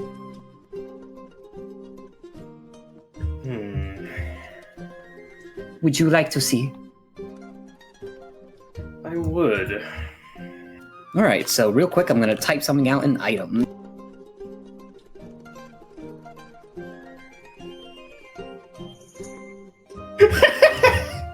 I need to buy a gun. What did you all do? Yeah. As in the voice text chat. I need to buy a gun. I need to buy a gun. For his special, he wields a gun. That's true. Okay, real quick. So, in the items tab for Discord, you will see Solveig's smithy and what she provides. There are 3 items that catch your attention mostly, though. There is this large great axe, a spear, and a gauntlet that looks shaped for her claws. Ooh, I like the idea of the gauntlet. How much is that in wealth? 120.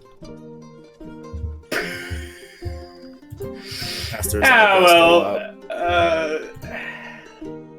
yes.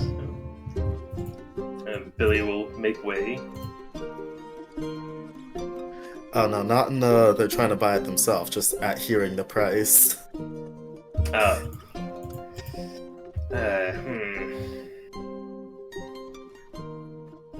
How much is that throwing spear? Only 30. Wow, we really are broke, Aster. I'm a broke boy. Well, Honor, Your Honor. I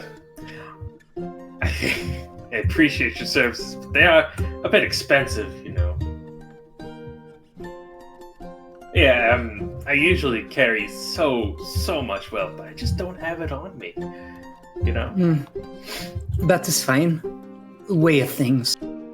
Many have gold, many do not. Gold exchange in hands, paws, claws. Left in ground or in chests or in pockets. It's okay. So that they understands. Sometimes you forget them in your other clown pocket. It's just... Yeah, it's in my other puffy pants pocket. It's in my He does the silly handkerchief thing. Ooh. Ooh. Oh, it's not there. Alright.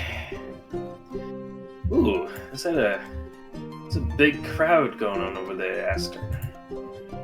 Let's say we go. And then Billy will join the crowd. And Aster follows dutifully. Alright, and Audra, is there any last thing you would like to do with the party of the pack? I'm assuming we've waited in line enough to, like, get food. Yeah, if you'd like, you can go to the Puto's Pub Portable or the Dalla's Devourers. Shoot, where's the... Oh, that's the Pub Portable? We'll go to Dalla's Devourers. And I'll say, you okay, JJ? You kinda, you know... Yeah. Sorry, just... That green, mean jerk, he told me he was Gamora and lied to me, and... No. Don't tell anyone. I told him some of the message I wasn't supposed to. Oh, well, not everything, at least. No, that's good. I'm assuming you didn't tell him the important bits? No, I really can't tell anyone else about that No, part. I wasn't going to ask. I wasn't going to ask. Just let's get you something to eat and get you calmed down. Okay. As you Hamster? all walk towards the tent.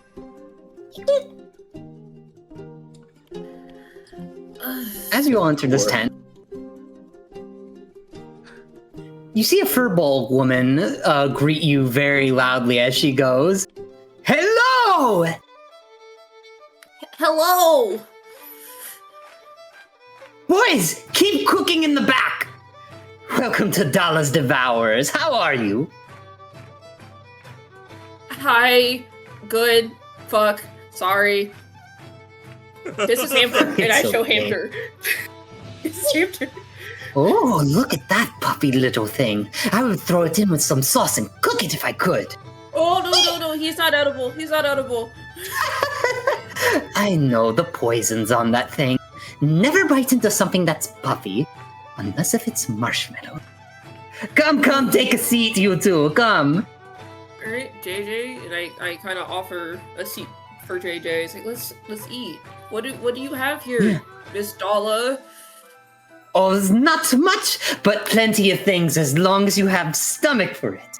I offer a standard meal, a really delicious one, or if you have the stomach and jaws for it, the Devourer's dinner.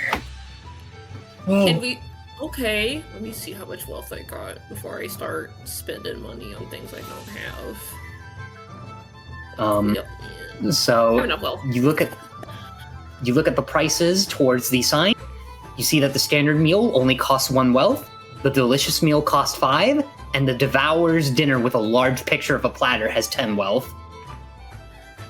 What are you hungry for, JJ?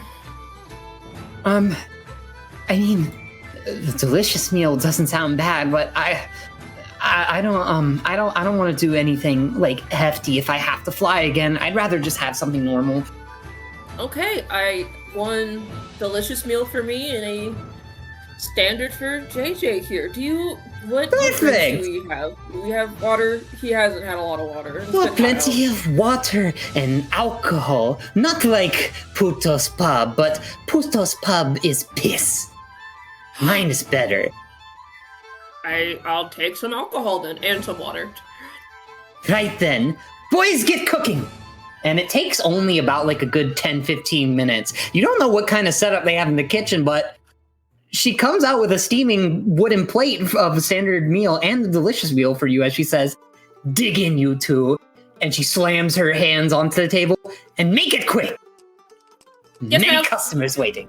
Yes, I'm sorry. Yes, ma'am. I start just eating, and I kind of give a bit to Hamster, knowing he can't really eat things, but because how it tastes. So, it tastes really good. And because you ate the delicious meal, you get a D4 of your hit points back if you lost any. I did! My gosh! Well, no, it is a new day, so your hit points would have been restored from the last session. Oh! Shoot, I didn't know that. Okay. But hey, it's delicious. It is delicious. Thank you, ma'am! Okay, I think we're done. I don't know. I start drinking the alcohol. Fuck, this is good.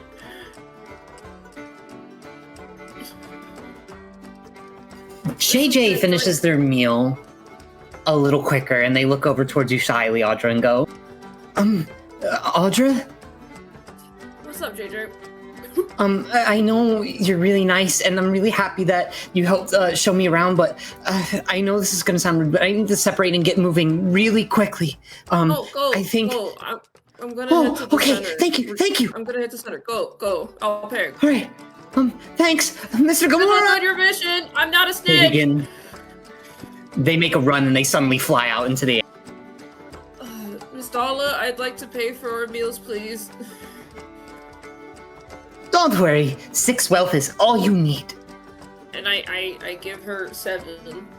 I gave her 10 as a tip. It's like, thank you for the great service and yelling at me. No, I don't think. Fuck. She She leans in, some of her stomach pressing into the table as she goes, "Aren't you generous?"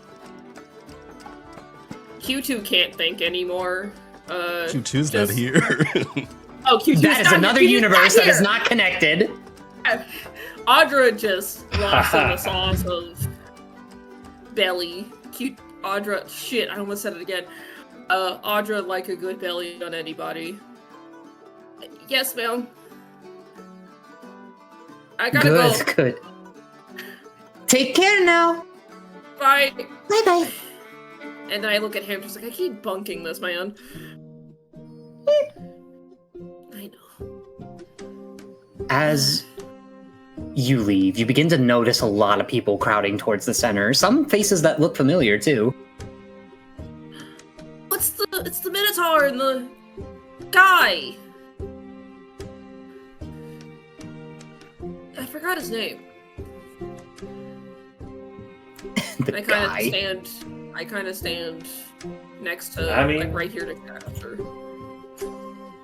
All right. Billy is a guy.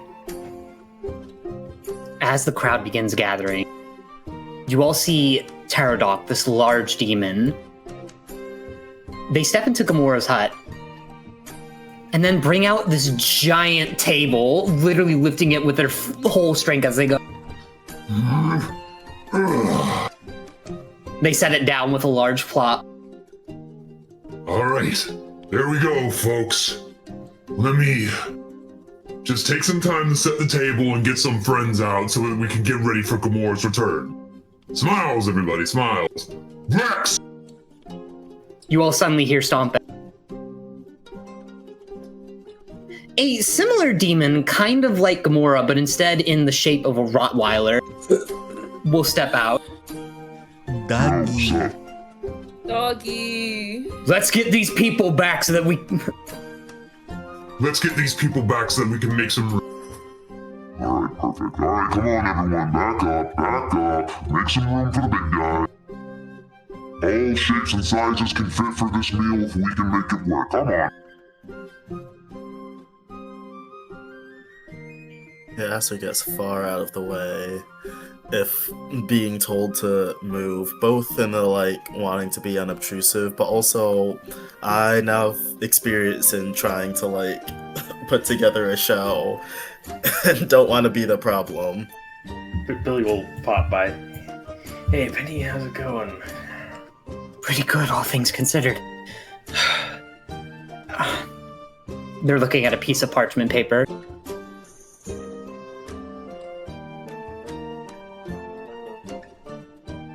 Yeah, what's it read? Billy will poke his head over. Make me a perception check. Okay. Gotta beat a 12. Let's go. Yeah, beats it. Hell yeah. 12. It reads... There's a number on it. And it reads... 10,525W. Pay the tax or face the axe. Lovingly signed, The Cackling Court. I don't suppose that's tax returns. Billy, they hide the parchment, and Penny will look towards you and say, "Shush, fool! Sorry, I didn't mean to call you that. I'm sorry, I'm stressed, and I'm really hoping with this third show we can make enough to just cut half of this and make a...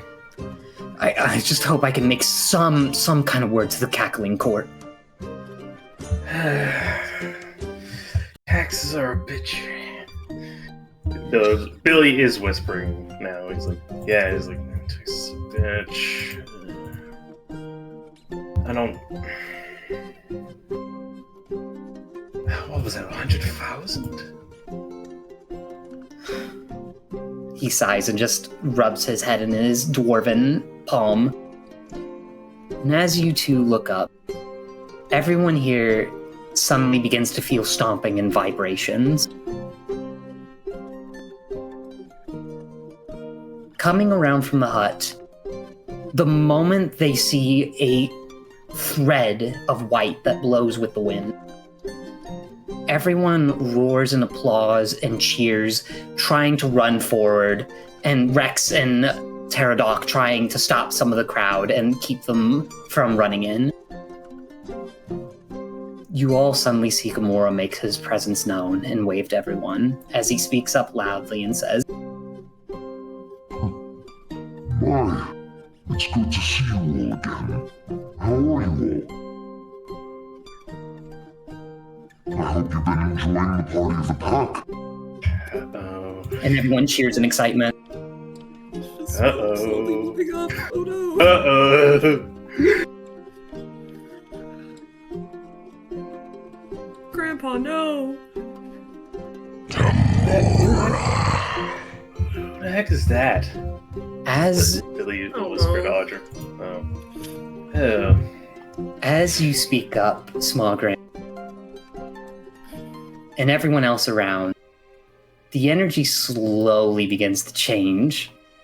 It doesn't happen suddenly. It feels like a wave, a snake starting at Gamora, devouring Smogren, to Marina, Billy, Audra, then Aster. And Gamora will look down. Excuse me, Wait, They squint their eyes. who? You smell familiar? You know exactly who I am. You Gamora, ruined me. Gamora Is that tilts their popcorn head. nearby? What was it? Gamora will tilt their head in confusion, their ear tipping down, trying to figure this out as they have a look. And it's almost delicious Smogren as he comes to a realization as his old bushy brows raise up, and he says, You. Smogren? What are you doing here? I've come for what I'm owed.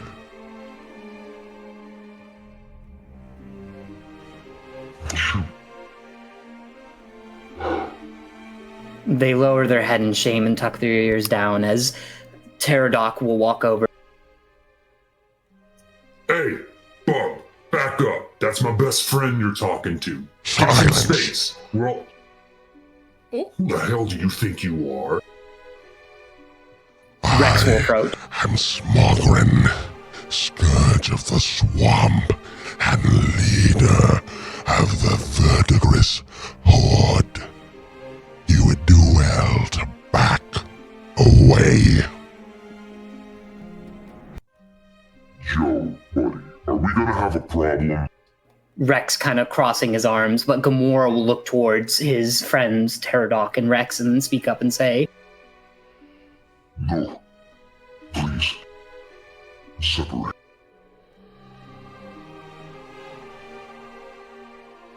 Gamora will look towards you, Smogren. Smogren. Please, They try to find the words as everyone looks around confusingly going, Smogren? And you feel your brow tighten, Smogren, as you hear these words specifically from the crowd whispering. You hear, who is that? Smogren, inquisitively and questioningly. Who is this man? What bastard is interrupting the feast? Why are they doing this? Selfish bastard. And as this all happens, Gamora will look to you and quietly speak, hoping the crowd doesn't pick up as he says, Smogren. There are good people here that only wish to eat and feast. It is food that I have hunted for myself and have collaborated with others to feed everyone here. There are innocent lives, men, women, and children. Please, I'm only going to ask once. I want you to please leave quietly. There's no sense of violence or making the charade of this. I am going nowhere. You slew my horde. You corrupted my loved one. And you stuck me in this paltry form. Everyone begins to whisper if this is an act, or some people even look towards the hokum pokum, wondering if this is some kind of magic spell or someone has a costume on. Aster, you're unable to hear what they're talking about, but you see JJ again as he's trying to push through this crowd of people as he goes, Gamora? Gamora! Gamora, please, let me through! Hey, Mr. Gamora, I have a message from the dagger, please! This is not the time I for will that. look over at JJ and I would just kind of quietly point backing around. They'll probably be able to get him a little easier. Thank you. They run and they suddenly disappear, flying into the air. Smogren will speak loudly so that everyone here can hear him. Gamora, I would like to challenge you to a duel. Everyone raises their eyebrows. You hear a few oohs and a little bit of conniving grins, just as Draculish as yours, Smogren. And you even hear that people nod their heads in agreement. After all, some people mention that Gamora will take upon challengers on the party of the pack. And Gamora speaks up and says, No, not you. I fought you once and I defeated you, and I won't strike you down again. It would be senseless. and suddenly the crowd boos at Gamora, confused, yelling, wondering why he doesn't just smack you down onto your back, or why he's trying to be so humble about this. He's fought and devoured so many. Why is you, Smogren, a problem? Face me. Cast aside your cowardice and atone for what you've done to me and my horde. Please, everyone calm down.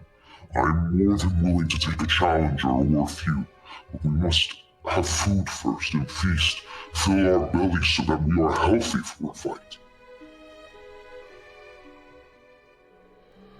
What is dinner without a show?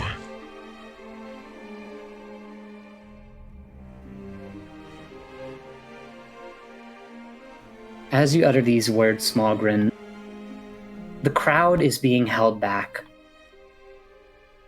A few people looking around in panic. Some of you are able to push forward into the crowd while everyone is distracted.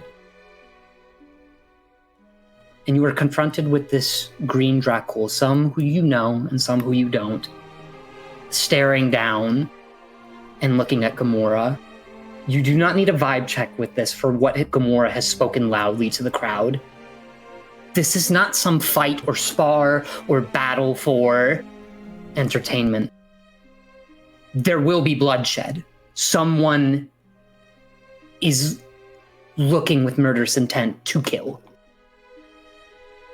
And it doesn't feel right.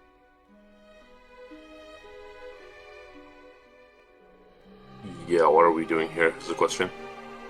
Why are we all up here? Gong? Audra? You okay? I can, at this point, can I roll like an intellect to put 2 and 2 together with the information I gathered about Smogren's pustules and what I saw in the state I saw Gamora in the last time we saw each other? I'll let you make either... Yeah, you can make assess if you would like. I assess. Let me move my key. Oh. Also, quick check-in. How's everyone's doing? I'm doing great. Awesome. I just don't know what to do here. So, not to brag, but the pep talk I gave my dice work. This is my second natural 20 of the session. Oh my god! Yo. Put that dice on a pedestal. I love you, Black Dice. Audra, Yes. you look at the horror, the look of horror that Gamora makes, a shadow covering his brow. He even opens some of his jaw as you see more of his teeth this time. Not ferocious, not kind, but in fear. And he even moves his arm towards his rib where the pustules were a month or two ago, where you last saw them and helped attempt to heal. And you look at Smogren covered in all the pustules. Somehow Smogren's shadow, with the sun setting, stands taller than Gamora. And you are left with the horror that this is the Dracul that took Gamora for a ride and hurt them. And the one that killed Ivana, the impoverished saint you met months ago. This is him. This is the dragon they fought and supposedly stopped. And they're here. And it leaves a horrifying pit in your stomach.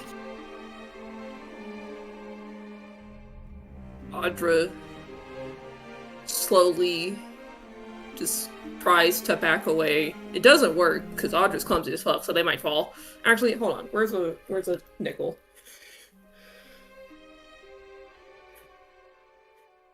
Tails, yeah, no, they stumble back on their feet and fall. It's like, it's you monster.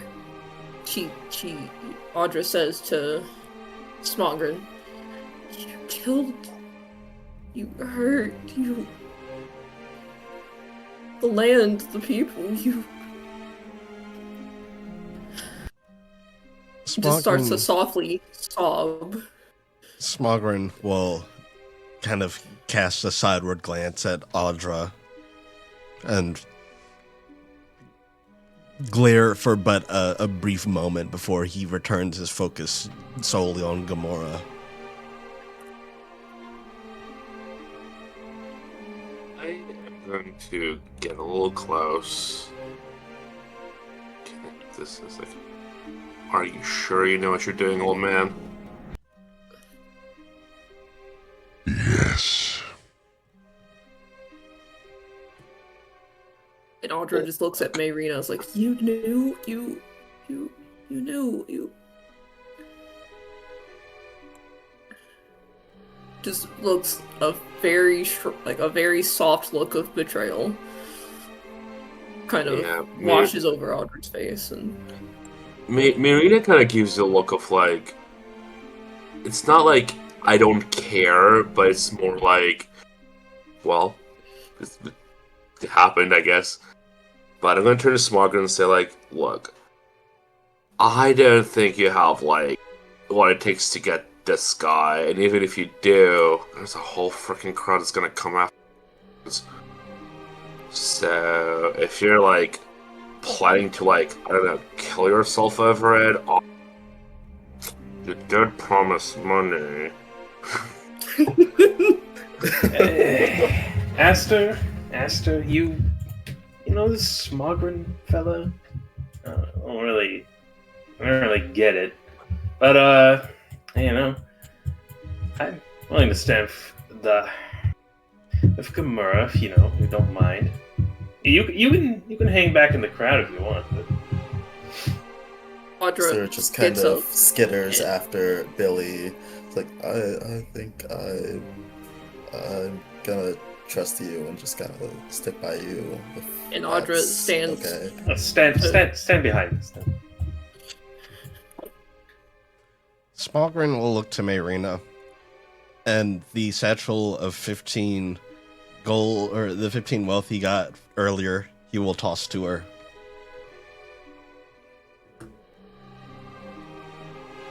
And then he'll step forward. And he'll look at everybody surrounding Gamora. Move. This is a duel. Is that not what you mortals want?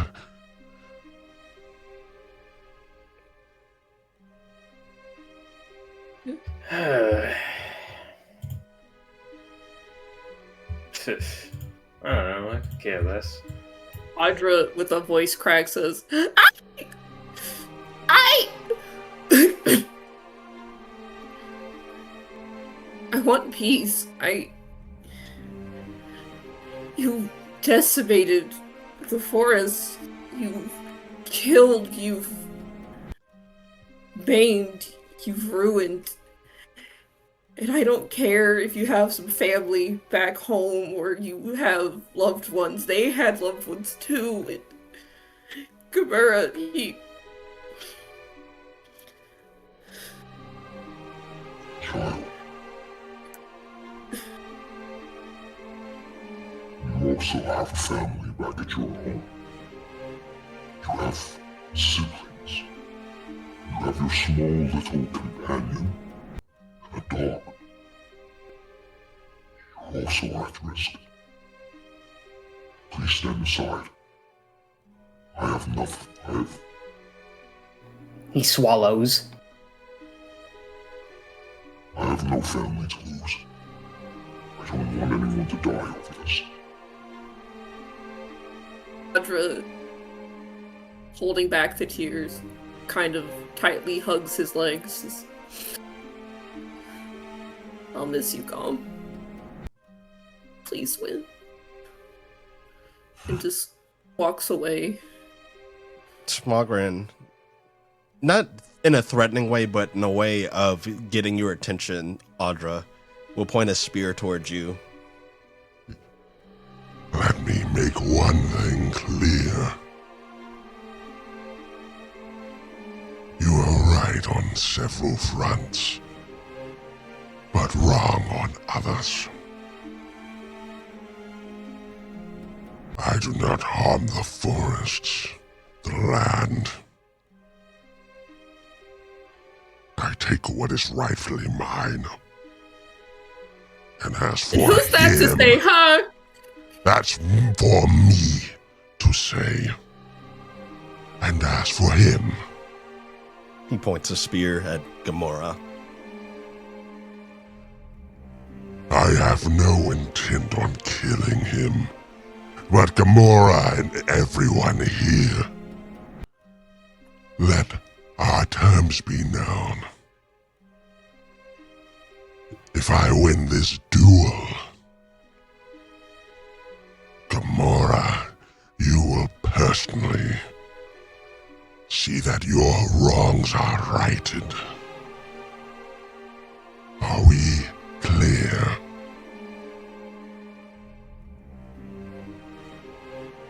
We exchange that regardless who wins or loses, or whoever is present at this fight.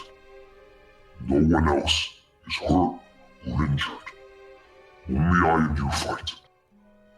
And no one dies. Very well.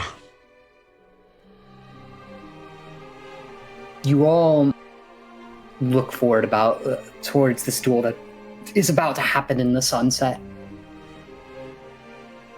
You all hear a roar come from Gamora's belly that shakes the land. He holds his claws and paws up and adjusts his headband, making an audible snapping noise as he tightens it. And he holds his claws up in a defensive stance as he says, I will not give you the luxury of opening my body to you like I did last time.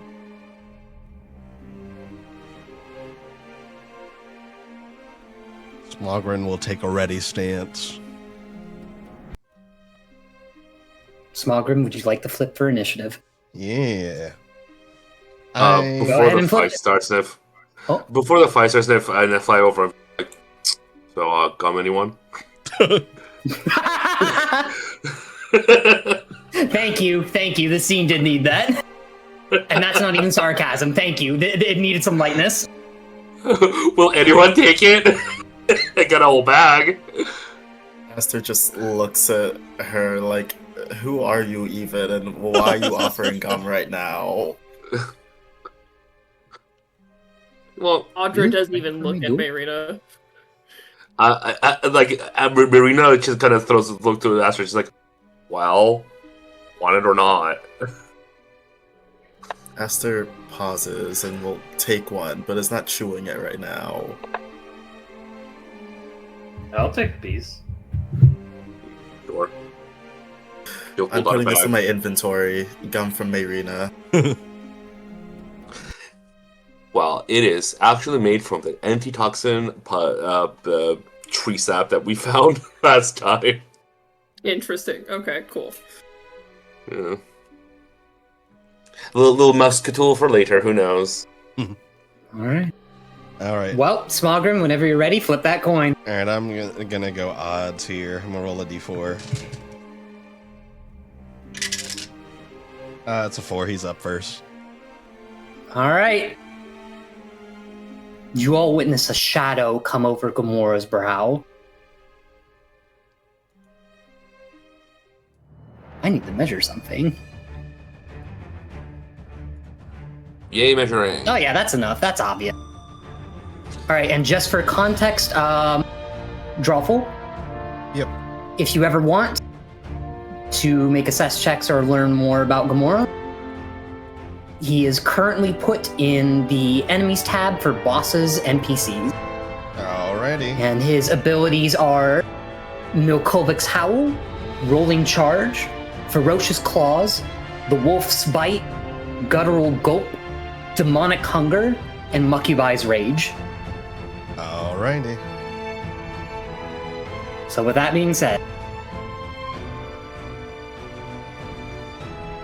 Smogren is going to spend 2 of their resolve first. You make Gamora. 2. Gamora, sorry. Gamora is going to use 15 feet of movement and then run forward, turning into this large gray and white ball with a tail, and try to slam into you. Alrighty. Go ahead and make me a rush check.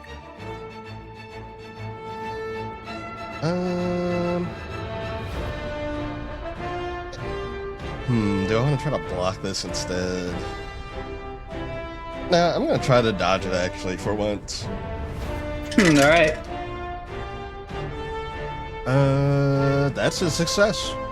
That's a 16. I needed a 13. Alright. I rush it so bad. It's all good. But you do manage to block this ballish form as it slams into you. But almost as if comboing off of it, he unfurls himself and he's going to try swiping his claws at you twice. So I'm going to need you to make 2 rush checks. Or however you would like to avoid these attacks. Let's see, so that was 15.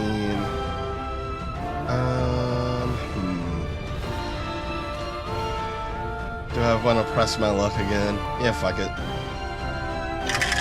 Go for it. That's another 16. All right.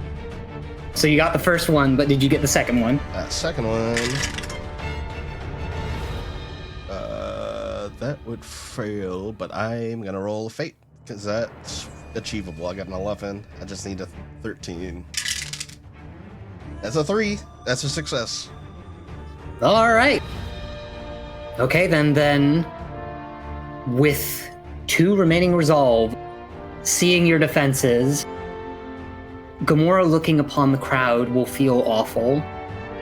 But with the shadow covering his brow through his white headband, he's going to suddenly throw his head into the air as there's a sudden, echoey, tremendous and thunderous howl that exits his throat. And I'm going to need you to make a composure check. Alrighty, what's my composure? 12. Good lord. Compose, Smogren. That's an 18. I'm good. Congratulations, you were not hit by the effects. And with that, Gamora's turn is over. Alrighty. You had way too many fucking turns, dude. Good luck. Alright, I get one. He's a boss. Let's see. I'm first going to assess.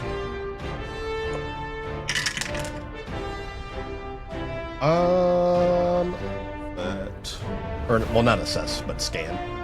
14 for Okay. vibe is meets it, beats it. All right, which trait would you like to identify? Let's see.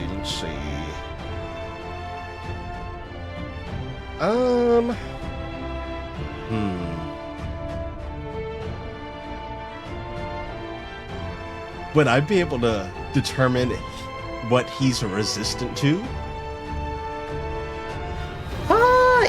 Yes, you would. And I would like to do that. All right, so you would be able to learn that he is protected against any form of blunt, pierce, slash, and sound damage. And after years and centuries of fighting, you do know that he is invulnerable, or immune, rather, sorry. He is immune now to becoming diseased by you. He does not look like he is easily frightened. His fur makes him resistant to frostbite, and he cannot be poisoned. Okay, can't be So poisoned. he's broken. But he does not have resistance to rot. He does not. Good to know. Oh. All right. Smogren is going to inhale and use his dragon's breath. He's gonna breathe some poison at Gamora. So let's see. Poison. That's a body check. Hell yeah, we did it this time. Hey, nice. Let's see.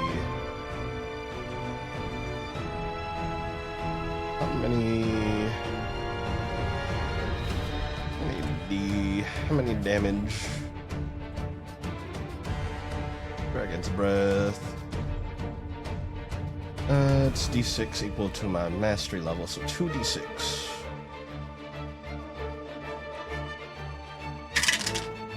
Oh, the other die got stuck in the dice tower. Really No. Okay. It's 11, and it explodes at a roll of 1 or 2. I believe it explodes on the maximum as well. Yep, because of Swamp Walker. So that's 11 so far. Ooh. That one explodes again. 12. And that's a total of 13 rot. 13 rot, okay.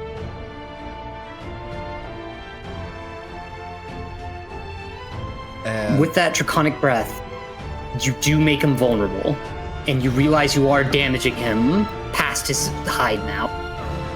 okie dokie. Let's see. Yay, violence. Oh yeah, violence. No, peace, wait. Give peace a chance. Try to edit what the stats are called on the little ring, Heal the world. so I don't confuse myself. Okay, so He is vulnerable.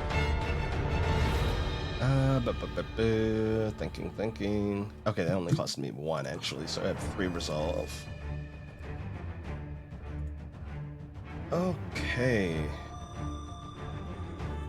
I'm trying to think of the best way to go about this, and I think what Smogren is going to do is he's gonna stomp the ground and cast Quake. Do you not have any holy magic? He can smite. We're getting Do there. that. I mean, you pretty sure you'd be vulnerable to that. It's a demon. But that Why am I helping him? Yeah, does I succeed. was That is a questioning. 19. And I am Thus, just casting this to do the spell's effect rather than damage. So I'm only going to spend the 1 resolve. He falls prone. ooh, okay. And then I'm going to hit him with my spear. Then smite him. Yeah. Oh, that's All right, cool. go ahead. Oh, okay. Yes. Wait, hold on. Roll the damage. Okay. Shout out to Prone for giving me favor. Let's see. I gotta check a thing. make sure I'm doing this right. Add the max value of the dice to the damage rolled. Alright, so I'm doing my spear, and then I'm doing a smite as well. All right. So it's a D8. That's 5. Let me get a sticky note so I can keep track of this. That's 5. Yeah. Plus 8, so that's 13. And the smite. Try and favor it on. That's a 2 and a 1. So 2 plus 4. And then total. That's 19 damage. Ooh, okay. And how much that was radiant? I am going to cause it all to be holy. Oh, okay.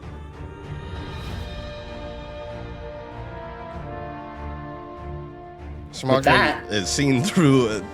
He knows what he's capable of. He's taken everything he's got. With that, Gamora takes very visible damage from the holy magic, especially. His skin audibly sizzles and his fat bubbles and pops as he's knocked on the floor and can't defend himself from this attack of yours. And Smogren is going to then trample over him using Trampler. So I get a free counter as part of that. Oh. It's an 8 and an 11. The 11 is a hit. Actually, I think that 8 would also hit. But yes, that is a hit. I will... Oh my god, max damage. Okay, so that is 8 more holy, and I'm going to smite him again. Ooh, okay. That would be another 4, so that's 12 more. 12 holy, alright. And let's see. You know what? Smogren's going to back up. He's not going to spend the resolve to withdraw, so he would provoke a counter if Gamora wants to take it. He used all of his resolve, so he cannot. Perfect. All right. Perfect. That should be my turn. I'm going to save my last All resolve. right. We go back to Gamora.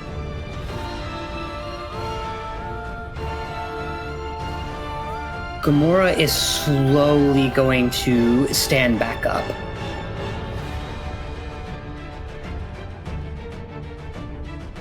Suddenly, they're going to glare at you. And you see their blue eye on the left slowly bleed and turn black and red, similar to the one on his right.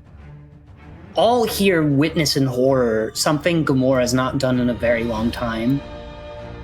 Gamora holds on to their chest, throws their arms and back open as they let out a thunderous but horrifying beastly roar. They suddenly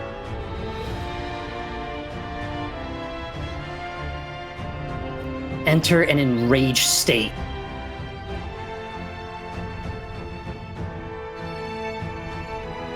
Furious at Smogren, to your shock, you suddenly see Gamora's skin rapidly regenerating. Kidding. To your surprise, Rigged. you see him recover more of his skin and his body back. And somehow, his voice gets even deeper and deadlier as he says, Smogren, I will rip you apart. As he gets within range, I'm going to take my counter from my vengeance feature. ooh, oh. Go ahead. That's a 4. What do I need to make it? Stats. I have such an urge to just jump in and help. I only need 2, so I'm gonna roll a fate die. That's a 3. I hit. Hey, nice. Okay, let me see. It's like I want to help not because I'm on like he's fucking busted, okay? I wanna help. Right. It's a little unfair. I wanna help for you. That is Marina wants to help. She should. 3 3 You don't holy. want Billy to help. I am going to smite him and spend my last fate die that I have at the moment.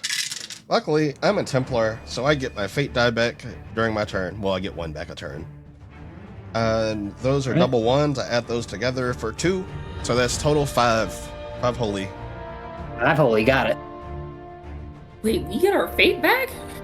Templars do. Templars do. One right. on their turn. So you do some good damage. But now it is Gamora's turn to start striking back. Alright. So. Sorry, I'm just reading through his conditions again.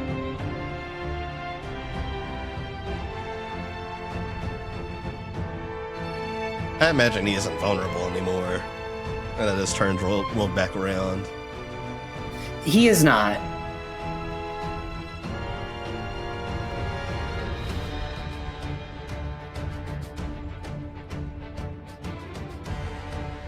So, Gamora is going to attempt to bite you this time. Alrighty. I'm not gonna keep pressing my luck with the rush checks. I'm gonna start blocking instead. All right. Endure. That's a 6. I don't think that's enough. Needed an 8. I do not have any fate to spend at the moment. So he hits. All right. Similar to both your first battle, you are suddenly grappled in his jaws as he gets a bite on your neck. 2 beasts fighting against each other. You take 6 piercing damage and are grappled in his jaws. Alright, I am vulnerable.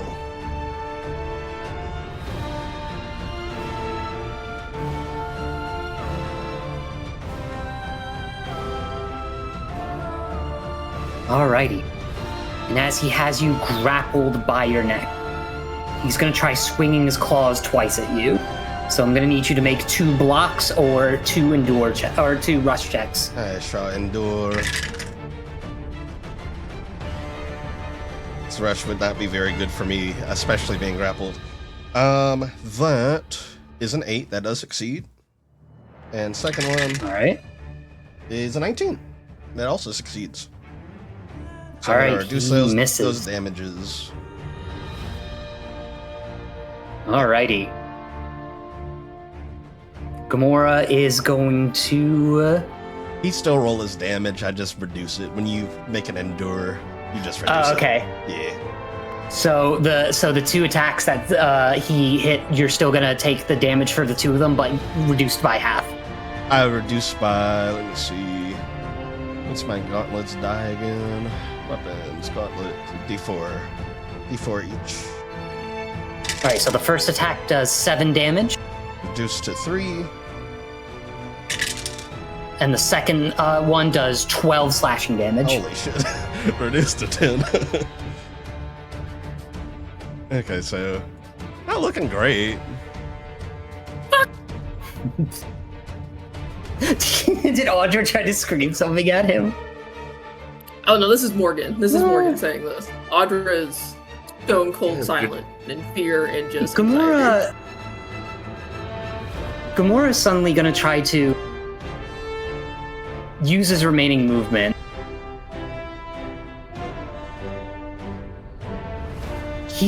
I'm going to need you to quickly for me make either your block or your rush check again.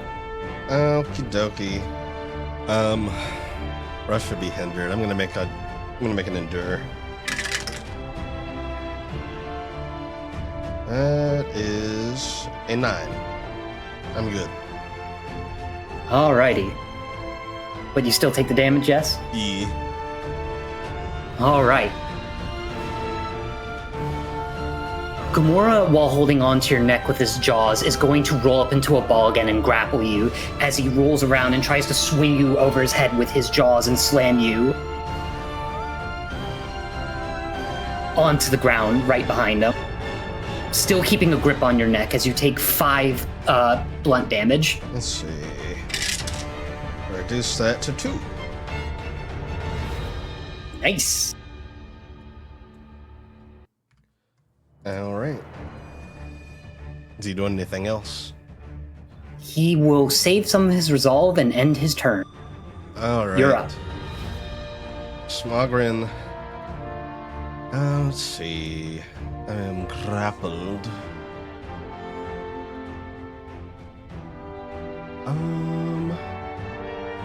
Thinking.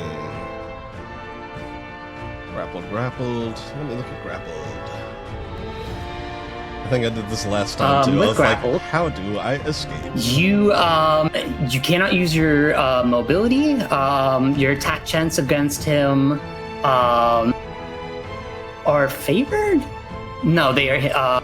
You have to break the grapple by spending 1 resolve to make a body check. I'm going to do that. That is a 14. That is a success. Perfect. You are no longer grappled. Yippee! I'm free.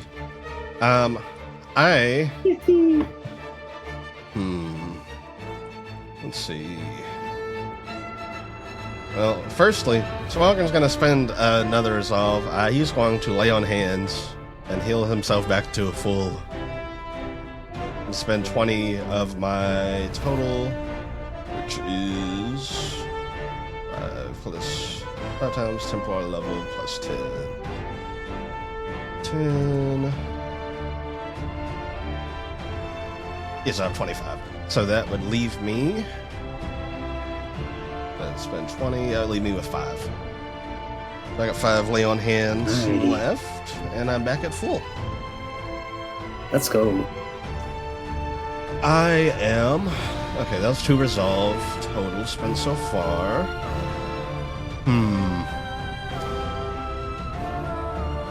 Stink isn't going to get me much here because he can't be poisoned, but he can succumb to the secondary effect.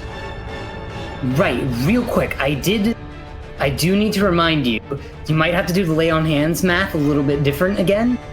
You did eat that velvet berry pie during the session, so your healing was doubled. Ah, then I would only spend 10. So whatever healing you spent, you can divide it by half. So I actually have 15 remaining. Cool.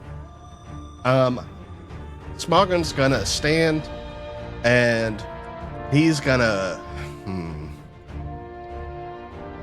What would be the best way to do this? You know what?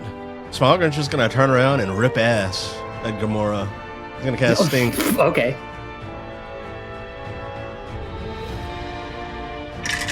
All right. That is a success. I did pass my cast check by 5 or more.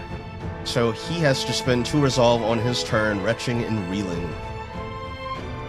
Okay.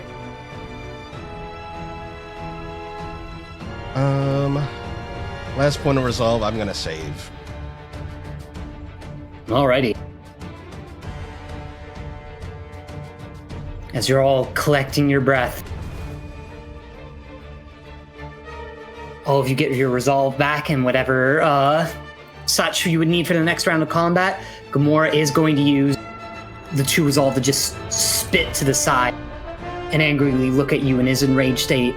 You suddenly hear what sounds like branches grow as all of you witness what look like elk horns growing and tearing at the fabric of his headband as he says, Funny. When I terrorized mortals, I did the same thing, and you're still weak.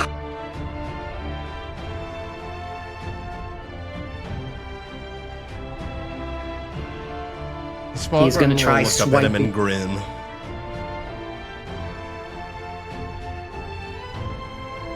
Alrighty, he's gonna try swiping 2 claws at you. Alrighty. rush check for the first. I'm no longer grappled. I am free. That's a 17, hell yeah! Hell yeah. Smogren might be clumsy, but he can dodge a little. Yep. And second one, you know what, fuck it, we'll rush for that too. That's a 16. Oh yeah. Alrighty. So Bob and you weave. avoid both attacks? Yep. Nice. Also get Gamora my is one gonna fake stand. Gamora's gonna stand on his last bits of resolve. So you are up next. All right. What shall I do? What shall I do?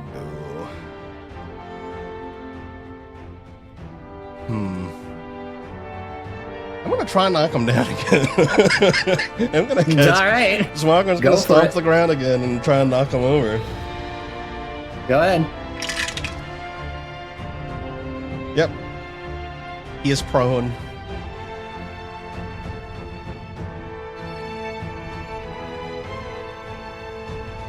And then he's All gonna right, he's take been his knocked down. He's gonna take his spear and go in for an attack.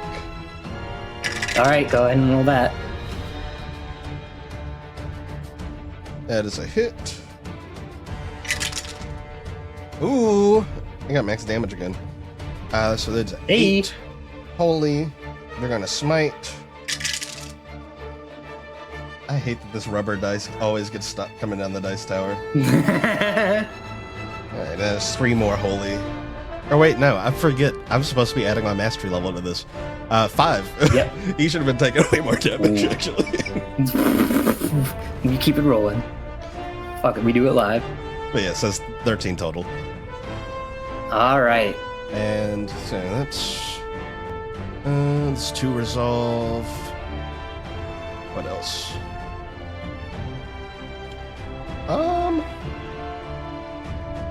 You know what? Fuck it, we ball. I'm gonna cast Stink again. He's gonna burp in his face.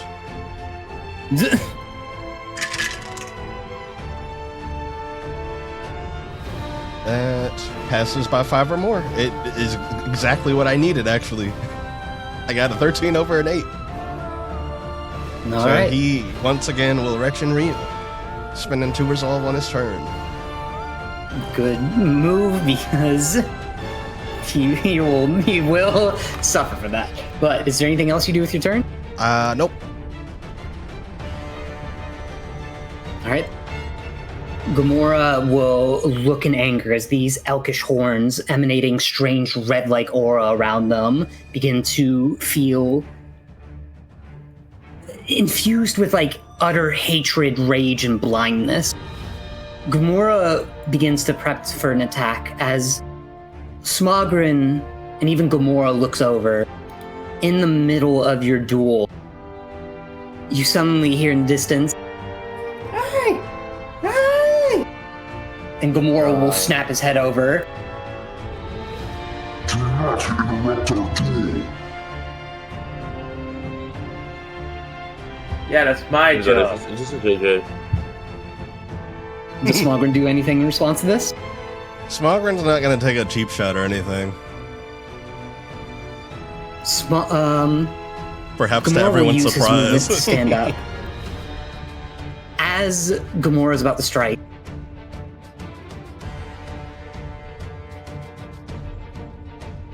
skidding across the ground, JJ will suddenly fly in right next to you two and say, "Gamora, redeem shield! I need to tell you something! Message!" Get out of the way, right size. JJ will look over in horror, and I'm gonna roll something for him. Oh no, JJ. That's pathetic. I should have known As- JJ was fodder. As JJ fails to hold their composure in utter fear, they close their eyes back up and hold their fists and shout out something that shocks everyone present as everyone is able to hear this young Crow Zephyr, this little 18-year-old's voice as they say, "The dagger sends a message! Please, I need you to listen!" And as he says this, even Gamora snaps out of their rage as JJ yells in shock. It's the message from the dagger! Yanogu! Yanogu has returned!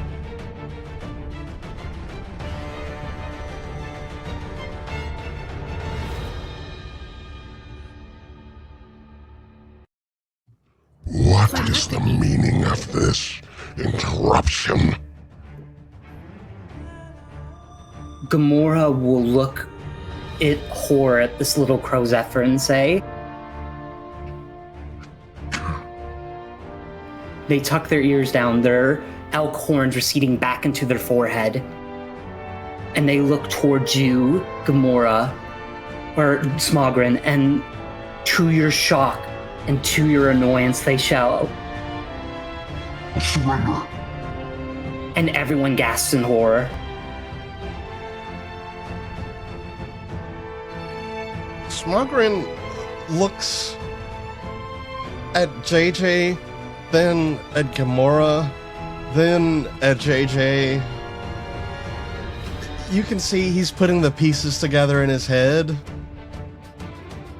Like, what the fuck's going on? You what?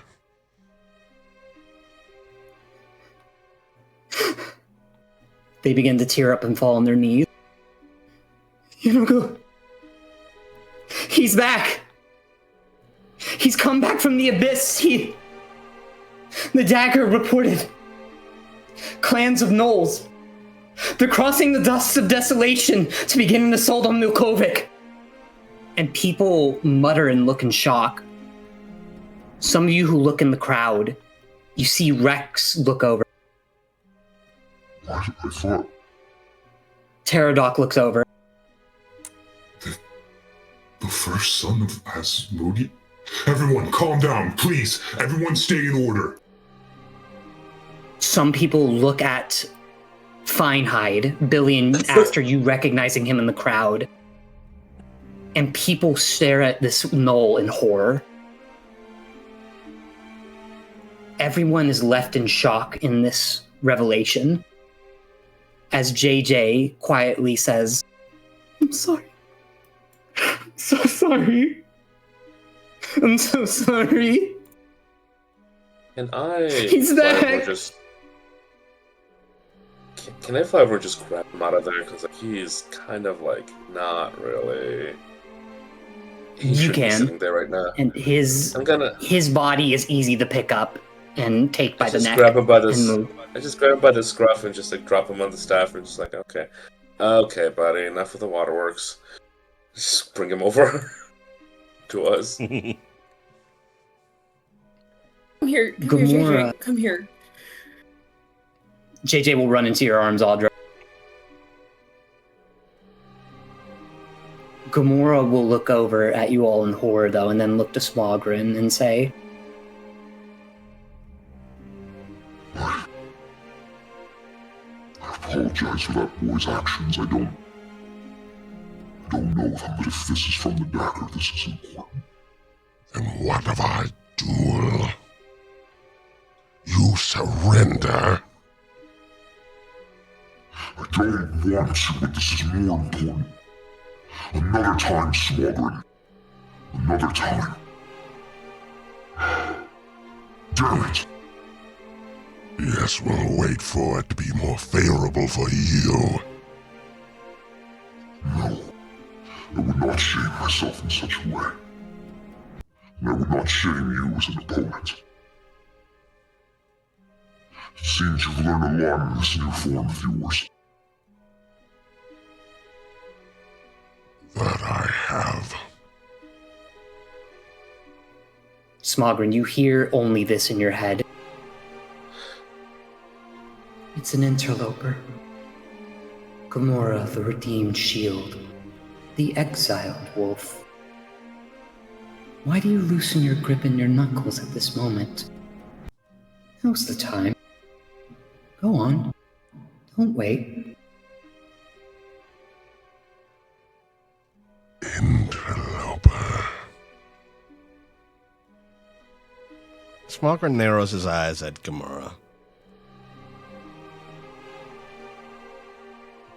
the exiled wolf, was it? Gamora lowers his head in shame. You insult him by calling the title he gave himself long ago, when he used to ravage villages, devour mages, magic, and wreak havoc across the land of Milkovic before Bahamut struck him down.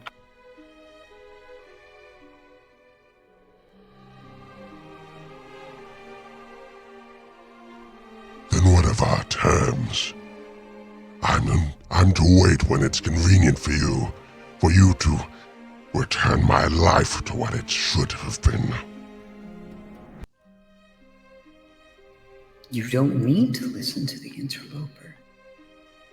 They are part of this plot, Smogren. Tighten your fists. Don't dally. Smogren will speak up to you, Smogren. Gamora will speak up to you, Smogren. They sound a lot alike, to be fair. I'm not gonna blame you for that. Kind of. I don't want. I lost. And I will give you what you need, please. Smogren, we must speak. Please, everyone. You all see Gamora try to put on his heroic persona again. Please. I will pay for your meals today. Your stay, and whatever you need. We will have the feast later, I promise. And then they furrow their brow at Smogren. Come in my heart. We need to talk. Smogren will pause a moment, looking inward to the entity that's been speaking to him and speaking in his head. Now is not the time. There are eyes on us. Mortals are weak, but in numbers, they are formidable.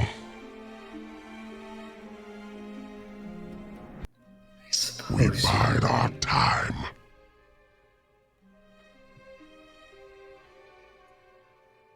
And then they'll follow. Gamora will open the entrance to their hut, and they will look towards Audra, Aster, Rena, and Billy and say, I apologize if I scared you. Please allow me to make up for it by allowing you into my home. I look down at JJ. Okay.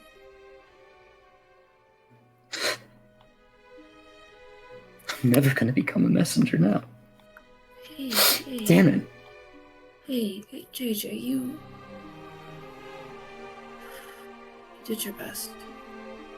And given circumstances of the battle and everything, it's understandable you did what you did. You gave out the message. And for that, I think you'd be a wonderful messenger. They cannot help themselves as their eyes well up, and tears pour down from their ducts onto their beak and drip down into the grass. They attempt to hide their face in your stomach.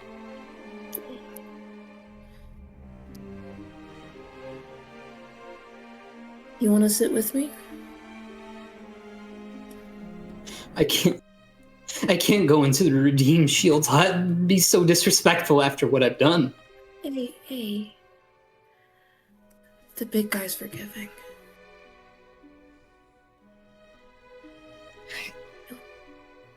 He called him by his old title. And I look towards Smogren. And I look back at JJ.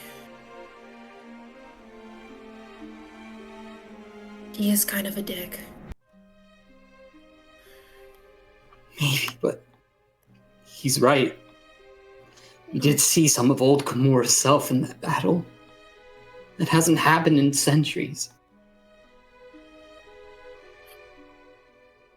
In the heat of the moment, The parts we try to hide sometimes come out, but that doesn't mean that we're the same as before.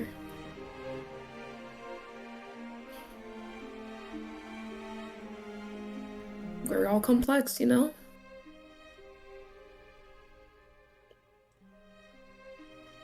Rena, Billy, and Aster, what are you all doing in this fallout? I think Aster was like watching this whole ordeal, like kind of like excited almost, getting to see one of their heroes in action.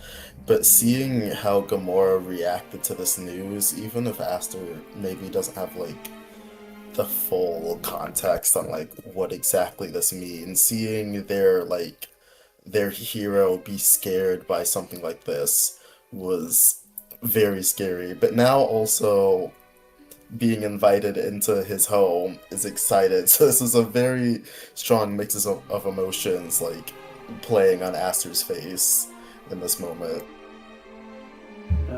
Billy's been like kind of in quiet thought, actually. He's been like thinking over what's been said, just kind of, what's that mean? Like, what's trying to connect some dots? What's Smogren's deal or whatever? Marina was just kind of excited watching two dudes stab each other, and then when it ended, just like kind of turns to Bill, just well, but that ended like a what far? Yeah, it was kind of boring. I don't know. And besides the farting and burping, I mean that's not comedy. That's just a dumb gag.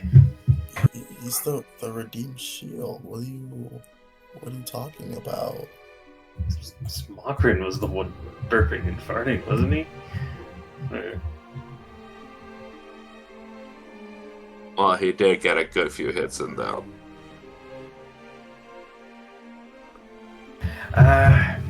One second. Billy will head out. He's going to head on over to Penny, Ringmaster. Penny will look towards you. Billy! Hey. This seems a bit sudden, but I'm afraid I'm gonna have to cancel my appearance in the post-feast show. No. Billy. He puts both of his meaty dwarven palms on your shoulders as he says, "Don't say a word. And if the guy is inviting you for standing at his side before the duel, then just don't apologize."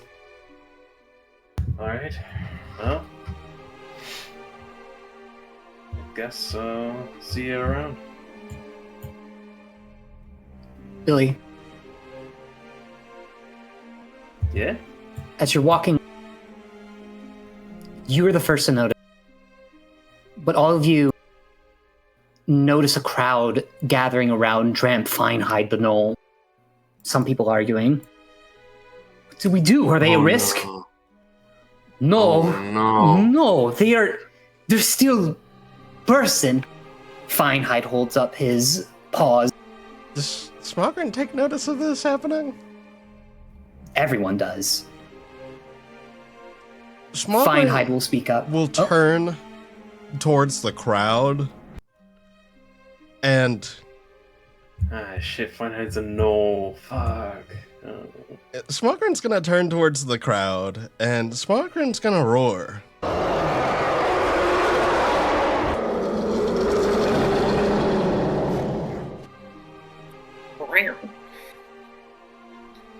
Everyone immediately backs away from the knoll. The knoll will speak up. Please, friends, Finehide is still friend. Maybe Noel or Yenogul. Finehide does not care. Yenogul has no dominion over Finehide clan. At least, Finehide thinks. No. Can't be possible. What you all damn someone for their ilk, for what they're from? You mortals speak high and mighty, and yet you turn on your own in a dime. Pterodok, the demon, will speak up to the crowd as well. All of you back away from the gnolls or any other gnolls that are part of the party of the pack. No one touch them. We will separate you, or put you away, or kick you out if you try anything. Do you understand? And as there's a commotion, you all hear the reverse sound of a thunderous thum. You see the grass visibly move as if there's a shockwave that goes through. You see Finehide stand up in shock, as if he got a small static shock to the back of the spine, making his fur stand. Rex and Terrabrock do the same as the wave comes to them. And for some reason, Aster and Smogren, you both have the same reaction as even Gamora suddenly stiffens, and only those of you who are affected by this wave hear this within your minds.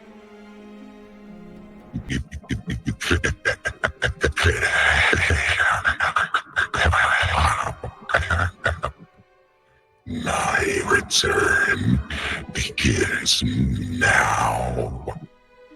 Tremble. Dine on divided flesh, rot, and marrow. For I call again.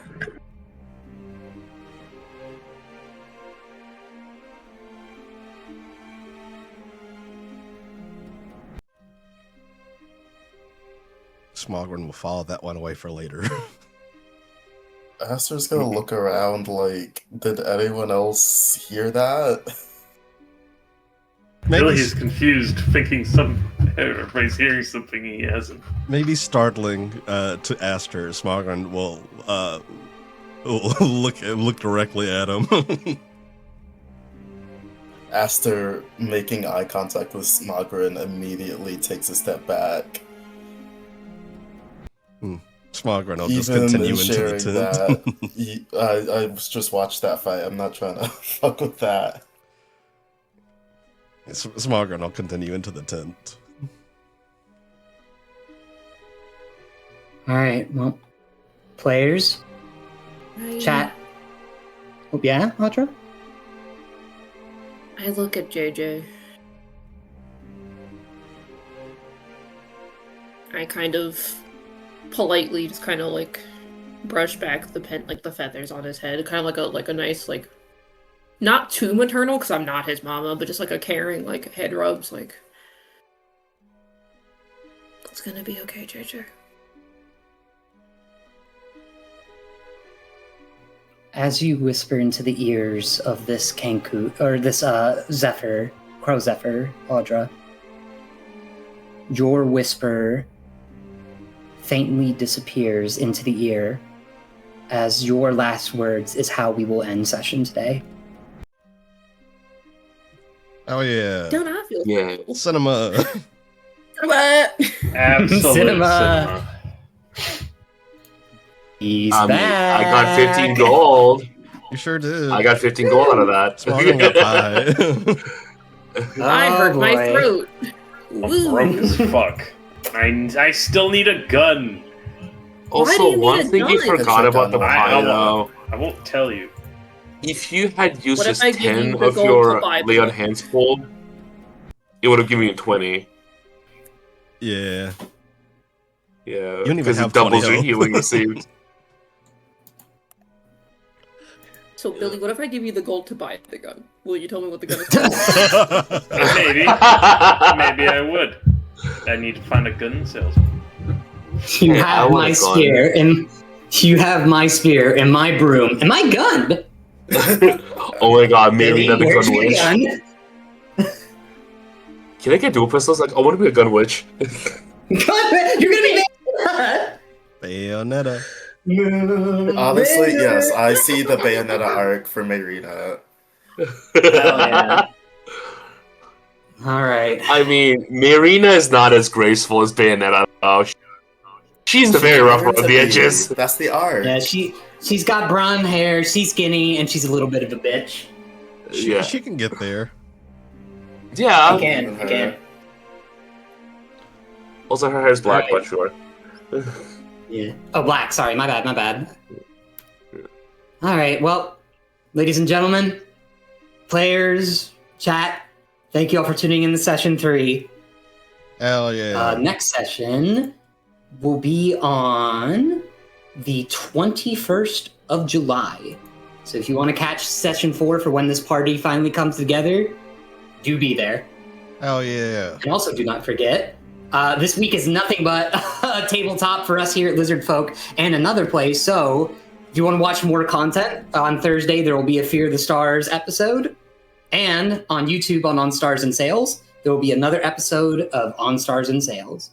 We look forward to seeing you there if you decide to come along. Indeed. Yay. Take it easy, chat. We will see you Thursday. Take care, everyone. But you also know what else is black?